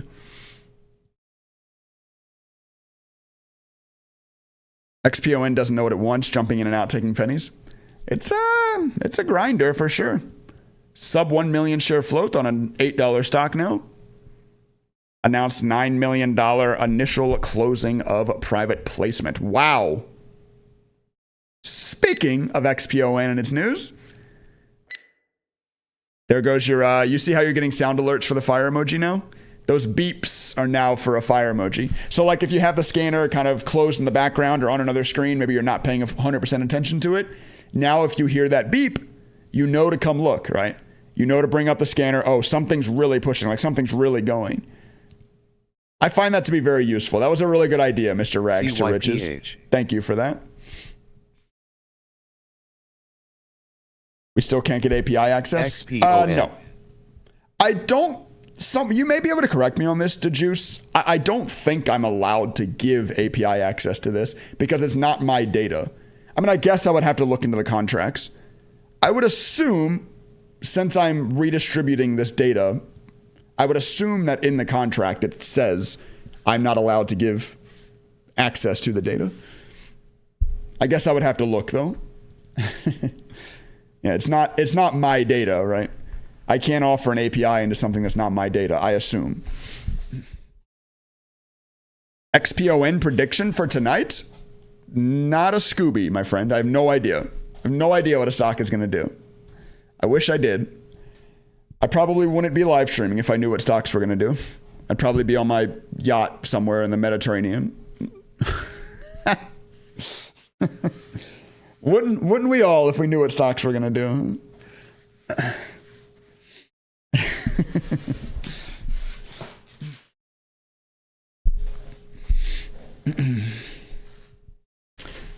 Why didn't you like the private placement news on XPON? So I don't not like this news. XPON really threw me off because their initial news was at 825. Like we saw XPON news at 825. I clicked on it. It was that they were building gas and oil or something like that. Yeah. XPON acquires assets establishing oil and gas. So I didn't care about that news. At 825, I didn't care. And then it starts ripping at 828. 828 is the rip candle. And then, so like I was sitting here, we were talking in real time. I was like, what? Okay, it's doing the thing where it randomly rips 3 minutes after news. So I don't care about that. It's not news I'm interested in, and it's not the right candle to buy. And then 2 minutes after that, here they announce news I actually do kind of like, but it's so jacked up at that point, right? Like this was not the initial news reaction candle, which once again is the only candle I would buy. At that point, it had already run for 5 minutes, up 60%. I'm not going to buy a stock that has already made a 60% move over the last 5 minutes, right? Once again, in this case, it would have worked, but that doesn't make it right, you know? Yeah, XPON was it was a very weird situation this morning. Yeah, they announced news, popped randomly, and then they announced more news. Just, you know, could you have like still jumped in? Like, could you have? Of course. I mean, listen, you can do whatever you want, right? It just didn't align with. It certainly wasn't my like a perfect A++ setup, which is all I look for, all I trade. But once again, it's working. And look, even the strategy itself, once again, this is just the technical aspect of the strategy. Buying high a day, selling first candle to close below the low of previous candle. Worked again. XPON, very nice. I'm sure there are thousands and thousands of people that are loving this dip right now. You know, a lot of people like to buy dips. It's not my style, but good luck to you. LUCY hitting the scanner again. Okay. LUCY is starting to push back up. Once again, you'll notice here you are getting blue candles because these are local high breakouts, but not high of day breakouts. When you are getting not high of day breakouts, it means that you have local overhead resistance. Look at all of this volume, right? Look at all of this volume that was traded at a price currently higher than the current price, right? That means that there are a lot of bag holders in this area that are Now very happy to sell into this pop. Just very happy to get out of this at break even here and here. That's why, like, when you're not getting the high of day breakout, it's harder for the stock to get nice, clean moves. Not saying it's impossible, not saying it won't happen. It could happen, but it's why high of day breakouts are much more powerful than just, these local breakouts, because you don't have that overhead resistance to deal with.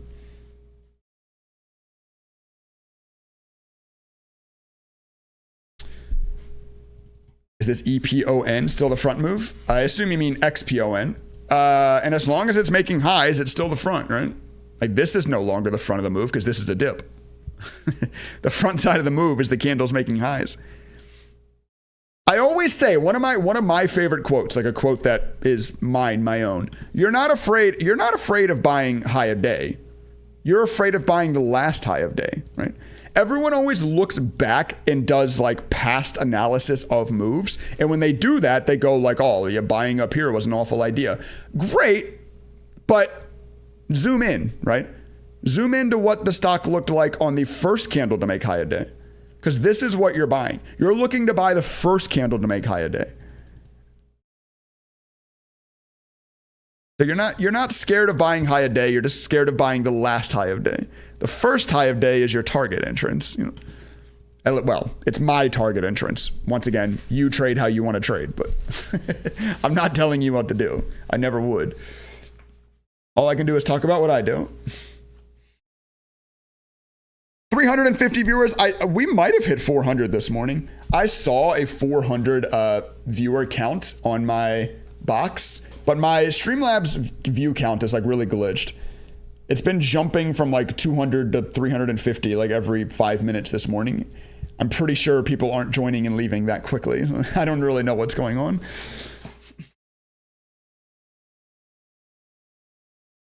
I need to be rich quick. Been poor for far too long. I need to get lucky. You pretty much nailed it, Jeff. To get rich quick, it does involve a lot of luck. Yes. Day trading is not a get rich quick game. And if you try to play it that way, unfortunately, it's probably not going to go well for you. What I will say, Jeff, is this is something else that I talk about. You're never going to have a strategy that only captures huge winners, right? It's just never going to happen. Unfortunately, the game's not that easy. Wouldn't it be nice if it was? But your strategy better be able to capture the huge winners, right? Like my exit condition is the one below rule. I sell first candle that closes below the low of previous candle. That is what allows me to, when I get into these winning trades, to capture huge winners, right? This one trade made 40%. The strategy made 40% in one trade because I allow it to, because I don't sell into green candles. I don't scale out. I don't take profits, And listen to me, hand up again. Sometimes that fails. Sometimes you're in a green position and then the stock rolls over and you lose money. That's, a price you pay for being able to capture 40% winners. You know what I mean? SCKT. Very light volume. 9 o'clock news. Oh, it is 9 o'clock. Sorry.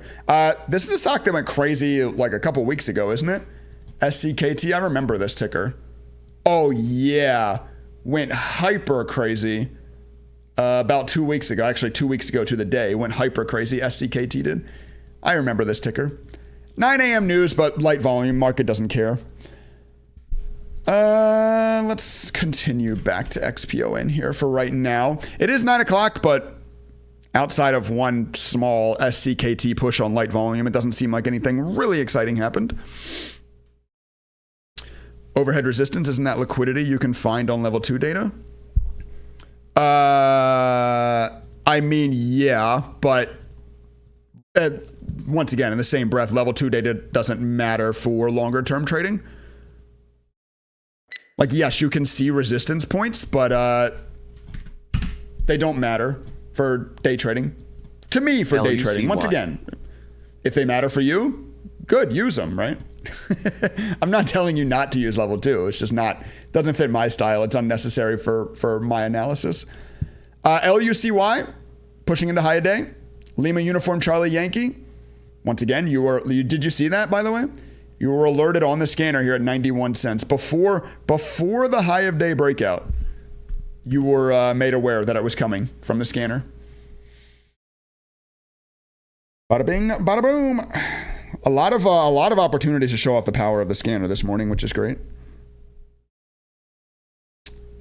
8 new people have signed up to the scanner this morning. Thank you.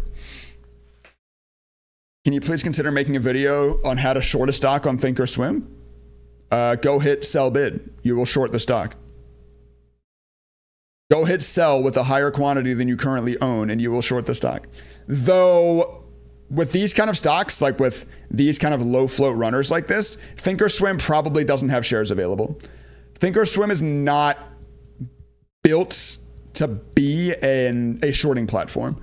So the brokerage, Charles Schwab, doesn't go out and like get heavy supply on these companies.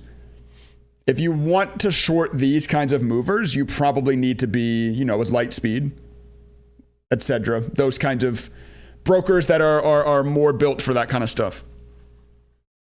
Those brokers are also very expensive.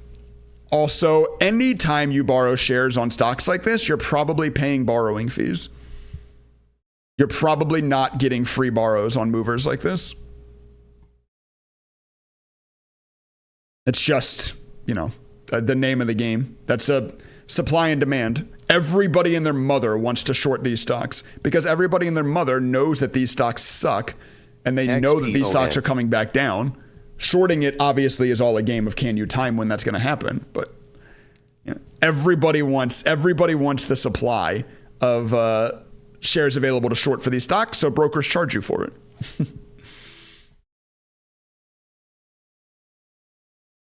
I got a question. When I installed proof candles, I only get blue candles.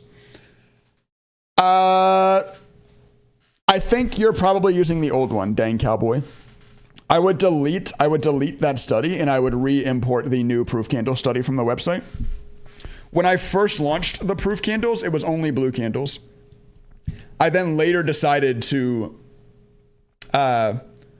visually differentiate between high of day breakout and local high breakout because of kind of the conversation we've been having about overhead resistance and why high of day breakouts are so much more impactful, etc.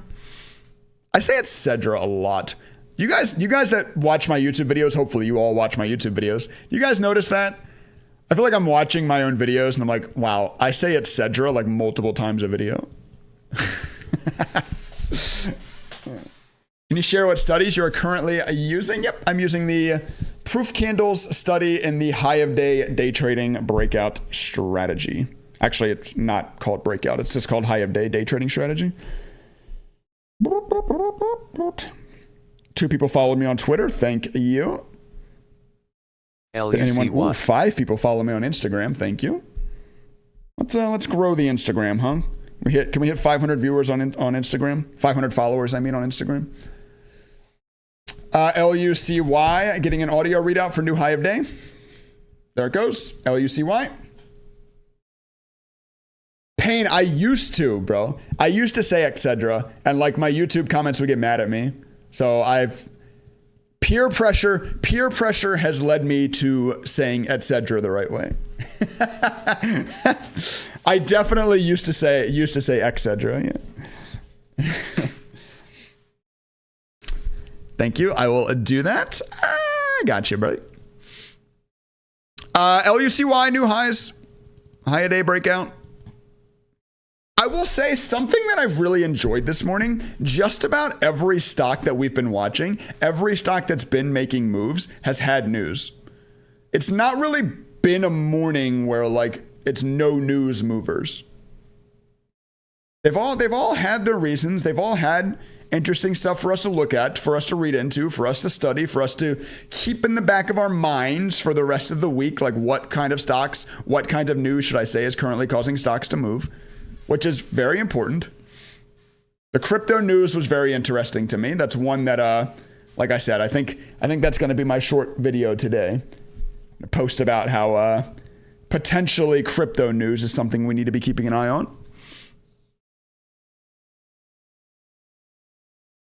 Thank you guys for hanging out with me. I really appreciate you all that stopped by to the live streams. It's a lot of fun. live streaming is where I cut my teeth in this content creation world.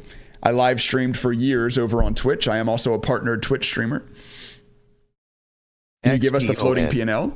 That is not custom. You can just go into your Thinkorswim right now and you can find the floating P&L study.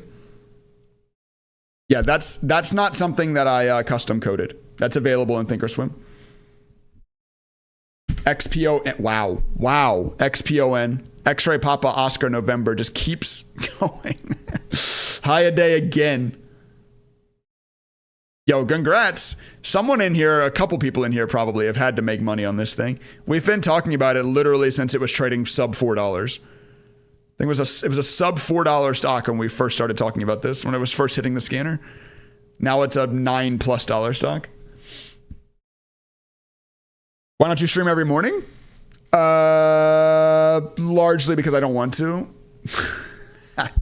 I do love these live streams, but you know, day trading myself and running my own business and wanting to be a good father to 2 kids and I don't know, wanting to go to the gym and be a better golfer and make friends. And there's a lot of things I want to do besides a live stream every morning.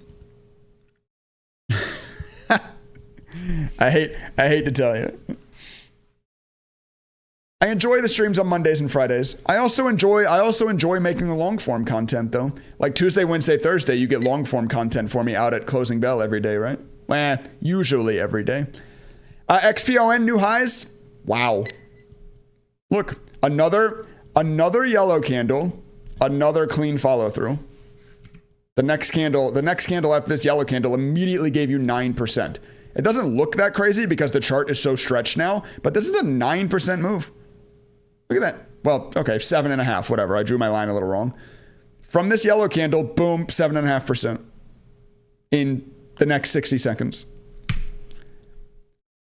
There's people that won't make 7.5% over the next 6 months, right? Like,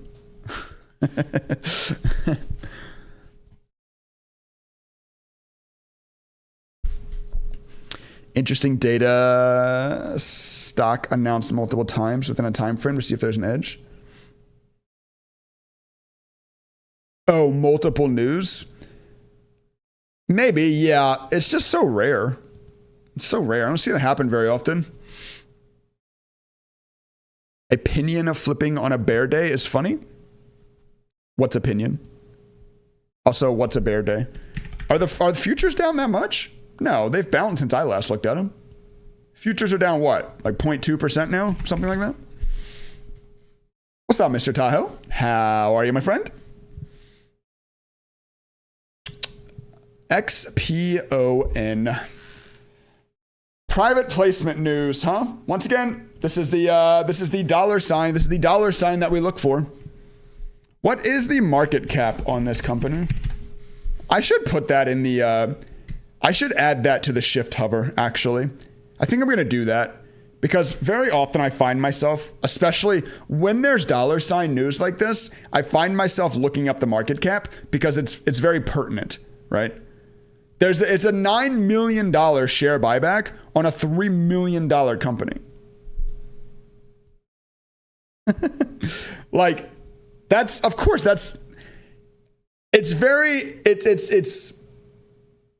the impact that this news has is very dependent on the size of the company, right? If it's a $9 million buyback on a $500 million company, you're not going to get much of a reaction. But it's a $9 million buyback on a $3 million company. Of course, right? Of course. So I definitely should. That's the next thing I'm going to build, actually. Maybe I'll build that today because it shouldn't be hard. It should just be another Yahoo Finance API call. I should be able to get the market cap here because that actually will be very, very useful to me. But yeah, this is what I look for. I look for dollar signs in news. Someone asked me, I just saw a question. Did I trade XPON? I did not. Unfortunately, if you weren't here for the whole story, unfortunately, XPON announced news at 8:25. And the news at 8:25, we saw it on the scanner, but I didn't care about. Acquires assets establishing oil and gas exploration. I don't care about that news. So I didn't react. Also, not only did I not care about it, the volume was extremely light. It only traded 9,000 shares. So the technical wasn't there anyway. So it was no trade for me. And then 3 minutes later at 8:28, then it gets the boom candle. That's where the strategy enters.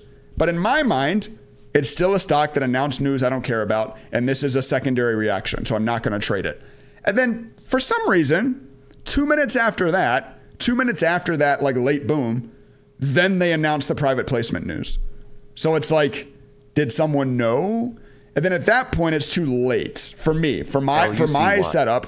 I'm not going to buy a stock, even though it announced news that I like. It got a reaction that I like, but it wasn't an initial reaction, right? It was it's too late at that point. So yeah, XPON unfortunately was just like, I don't know, weird. An awkward setup this morning. So I didn't take it, no. But, you guys know my style. I'm very, very picky. I very, very much wait for A+++ setups. This was just not one, but most of you out there probably can't afford to be as picky as I am. You probably need to be taking on more risk. So, hopefully some of you jumped into this. Took that risk on, took that kind of awkward trade on, even though it was a little weird. You haven't kept up with geopolitical events, bond market, housing market, CPE reports? Sure I have. I think there is a crisis in housing for first-time buyers, but I don't think there's a crisis in housing. The marketplace doesn't give a shit about first-time buyers. The marketplace gives a shit about volume, and home buying hasn't really slowed down. Does that suck ass for first-time home buyers? Yes, it sucks. And it is a real problem for Gen Z, and I feel for them, but I don't think it's a scare for the market. As we've seen, the market has been ripping into all-time highs for years since people have been talking about that. It's been a problem basically since 2022. It's been a problem. And the market's been pushing new all-time highs for the last 4 years since then, right? Unfortunately, for the human condition, unfortunately, it's not a market problem. The market does not care. The market just cares, are people buying houses? Prices are not dictated by sellers, they're dictated by buyers, right? And home prices continue to go up because people continue to buy them.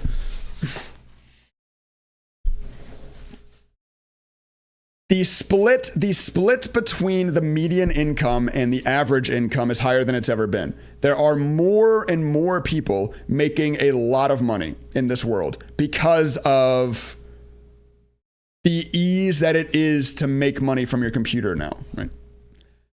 Which is bad, once again, for the human condition, is bad for salary workers, especially salary workers below the median average, below the median income. But once again, that sucks for the human condition, but it's not bad. It's not bad news for the market. LGHL 9:15. Lion Group reaffirms long-term commitment to Hyperliquid. Oh, it's more crypto. It's more crypto. What is Hyperliquid? I see this on Twitter a lot. I know it's some crypto something. By the way, I'm not taking this because I don't understand the news. But someone out there, listen, we just watched crypto news be hot. We've been talking all morning about how maybe crypto is back, and this is crypto news again.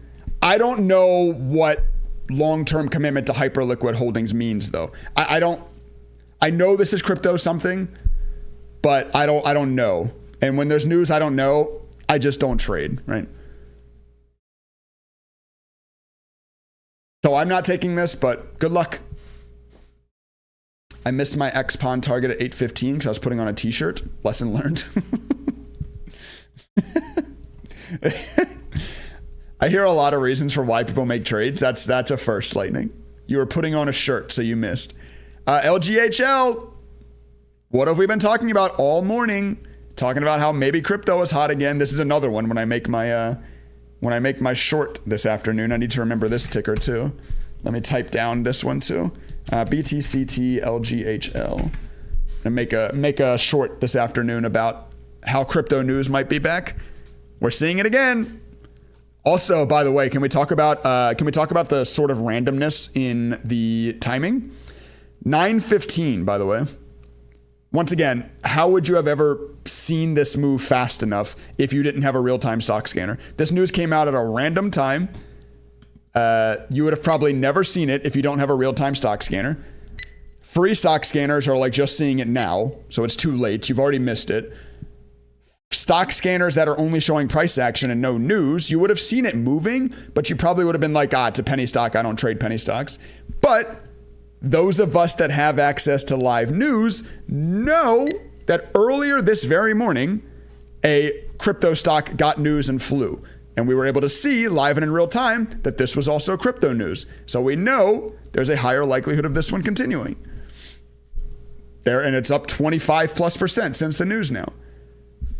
Thus why you need both real-time price action and, even more important than that, real-time news. You have to be able to understand why a move is happening. That's how you make money day trading, right? The money is made in the why, in the studying, in the following of trends. There you go. Congrats. Once again, I will put my hand up. I didn't take it. I am sort of regretting that now because this is crypto news. And as I said, talked about how I like crypto. I just don't know what this is. I don't know what Hyperliquid is. I know it's something to do with crypto. Oh, is it just like an exchange? Is it an exchange, Hyperliquid? That's kind of what it looks like. I'm trying to load it. You are accessing our products from a restricted jurisdiction. What? They're not available. What is this? Is the crypto exchange not available in America?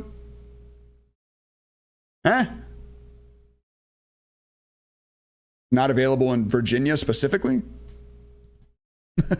That's weird. LGHL isn't in the news section, Trey? Is it not? Oh, it's yeah, you're right. It's not. That is weird. I apologize. I don't know why. I will look into that. Let me look into that too. Not in news. That's weird. It got news, and obviously you can see the news. Why did it not pop up here? I'm not 100% sure. I will look into that. Did it not hit at all? ABCD That's weird. I've never seen that happen before. I'll look into that. Thank you for letting me know.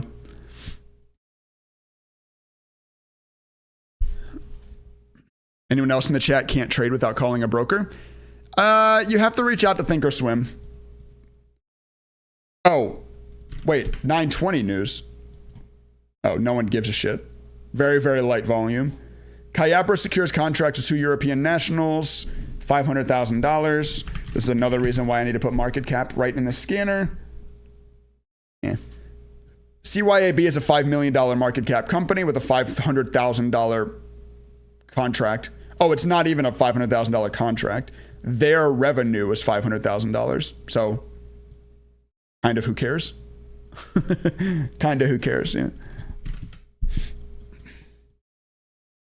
Not available yet, but Trump brought up Hyperliquid the other day. They're looking to get established in the US. Oh, okay. Interesting. So maybe that's why this news is so pertinent. This is something that Trump talked about the other day. Okay. See, maybe I should be paying more attention to crypto news, because if I knew what Hyperliquid was, and like if I knew Trump talked about it the other day, I'm not going to sit here and post-mortem, now that I know the trade made money, say I would have taken it, but maybe I'd have been more willing to take that trade. It made 12%, this trade did, so it's not like we missed out on a mega winner, but it would have been nice to collect 12%, certainly. Congratulations, anyone that did. My scanner's not matching yours, but not the tickers. You probably have filters set. Your price and float filters are probably set to something. I just have mine opened all the way up. Pause. Ow.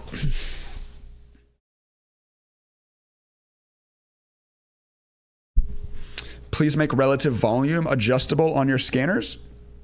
I don't think so. Maybe. Never say never. Listen, a big target for my scanner is simplicity. I really, really want anybody, someone that just started trading, download this scanner, or not even download, sorry. Just go to the website, look at this scanner, and know what stock they need to be looking at. Oh, CYIB recently pushed. I should be looking at it. You know, obviously this is not one that's super exciting, but they aren't always. I don't want to add a bunch of filters, a bunch of customization, a bunch of this, that, and the other. Like, your great grandma should be able to look at this and know what stock to go look at, you know. And I think at this point you can. It's called a Trump and dump. Is it possible with your data to add opening price to halt screen? No, unfortunately it's not. The halt scanner cannot show the current price because I would need access to quote data for that. And I don't have access to quote data. That would be me, you know, buying my data direct from exchanges. I also don't, I mean, what's the value in that? What's the value in being able to see the opening price? I guess because then that way you would know if it's gapping up or not so that you can sort of get prepared for whether you're going to take a trade or not, I guess. I guess it would be useful for that. But outside of, I don't know, like the stock's going to open where it's going to open anyway. Like, but I get it. I see how it would be useful, yeah. But yeah, unfortunately, I can't do that, yeah. I don't have access to quote level data. Did you program the scanner? I did. I am a team of one. Sort of. I'm a team of 1.5 now. I brought on a contractor last week, 2 weeks ago. I brought on a contractor.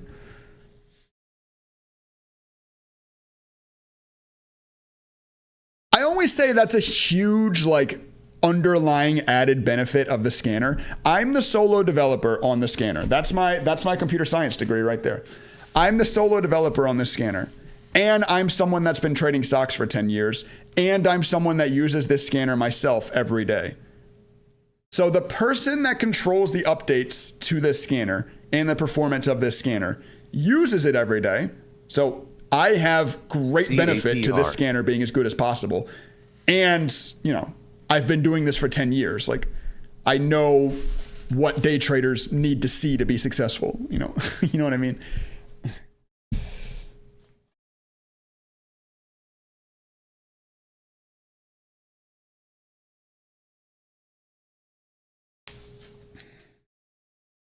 The camera needs to be adjusted. The letter on the ticker looks bleary-eyed. If it looks blurry, you're probably watching in, you probably need to up the performance on your thing, on your YouTube stream. Click on the little cog icon on the stream and raise your, you know, go to 720 or 1080 instead. What do you think of naked short selling that Ross was talking about? You would have to send me a clip. I didn't see it, Casey. If you can send me a clip or send me the video and tell me what time frame or whatever, I can look at it real quick. If you want to.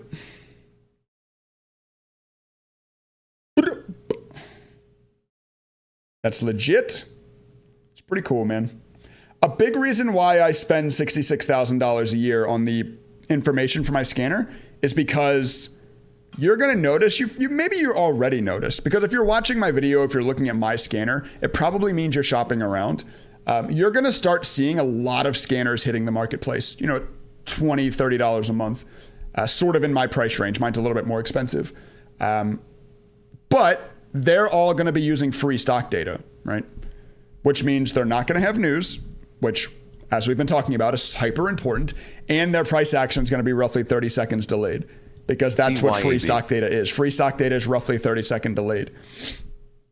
So I bought the best stock data, the best news, so that I can make my scanner stand, you know, be head and shoulders better than all those other ones that are going to be hitting the marketplace. It's over an hour long. Oh, what did he talk about? Does he want to start shorting? Is it his most recent video?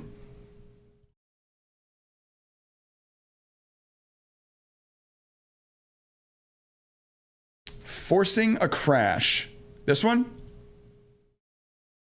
What is Ross? Ross like telling us a story or something?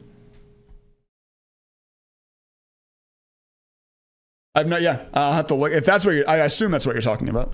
I'll have to look. I have no idea.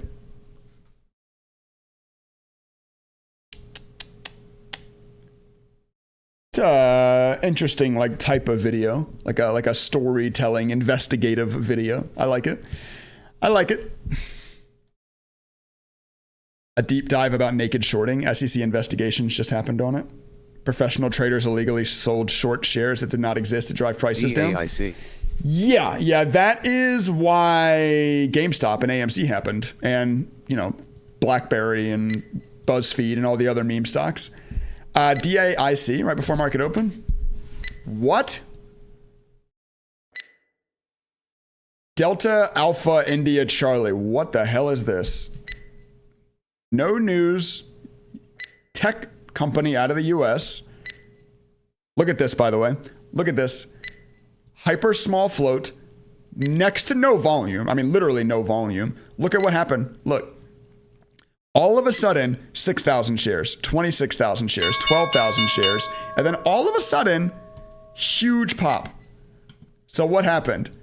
Some chat room admins front loaded this position. You can see the admins front loading, and then right before market open, when everyone's looking, when their chat room's the most busy, because this is kind of when everyone comes. Everyone's coming for market open. They posted about it. They talked about it. Boom, pumped it up. Now it's into a halt. Yeah, this is very obviously a chat room pump. The admins front loaded and have long since sold. They're already out. Just be aware of what this is and what's going on with this. Listen, pumps can turn into real moves. They can. If anything can turn into a real move if enough people buy it, right? So like, I'm not saying this has to roll over. Just if you're going to play DAIC, especially out of this halt here, understand what it is, right? Understand the story that was just told to you by the volume here. SNDQ. You know what happened here. Anyway, that's market open, ladies and gentlemen. That's the whole pre-market. That's the end of my pre-market stream. Go enjoy whoever you watch now at market open. NSSC. Go get signed up for the scanner so that you can use this scanner during market open. Once again, head on over to daytradingstrategies.net. Click on the green Get Instant Access button if you would like to sign up. You can use discount code STREAM at checkout. Probably the smartest thing to do if you are not already signed up is to sign up for the monthly plan. That way you can try it first. You can use coupon code here, STREAM, to check out. Try it. Go try the scanner. Once again, your whole risk is $31.50. You can cancel the scanner extremely easily from the My Account tab here in the top right. So try it. If you hate it, go cancel it. Right? If you love it, then you've kind of done your $31 trial. Then you can come back in and you can go sign up for the annual the same way that you just did for the monthly. You can use the coupon code again, by the way. The coupon code isn't like only one time. You can use it on the monthly and then go use it on the annual if you want to. All right. All that being said, advertisements out of the way. Great live stream. We got to see a lot of really fun movers today. We got to really show off the power of the scanner. There was a lot of really fun stuff, especially XPON was we were on this one immediately and it just went on a massive run. So a lot of fun. Thank you guys. Daytradingstrategies.net. Trading stocks here on YouTube, of course. Make sure you're subscribed. Make sure the bell icon is hit so that you get notified when I go live back again on Friday. I'll have content out for you Tuesday, Wednesday, Thursday at market close. I'll be posting over on Twitter. I'll be posting over on Instagram. Trading stocks everywhere that you get your stock market news from. I'll see you all later. Thanks from Germany. SNDQ. Da. I don't know how to say bye in Germany. See y'all. Adios. Peace.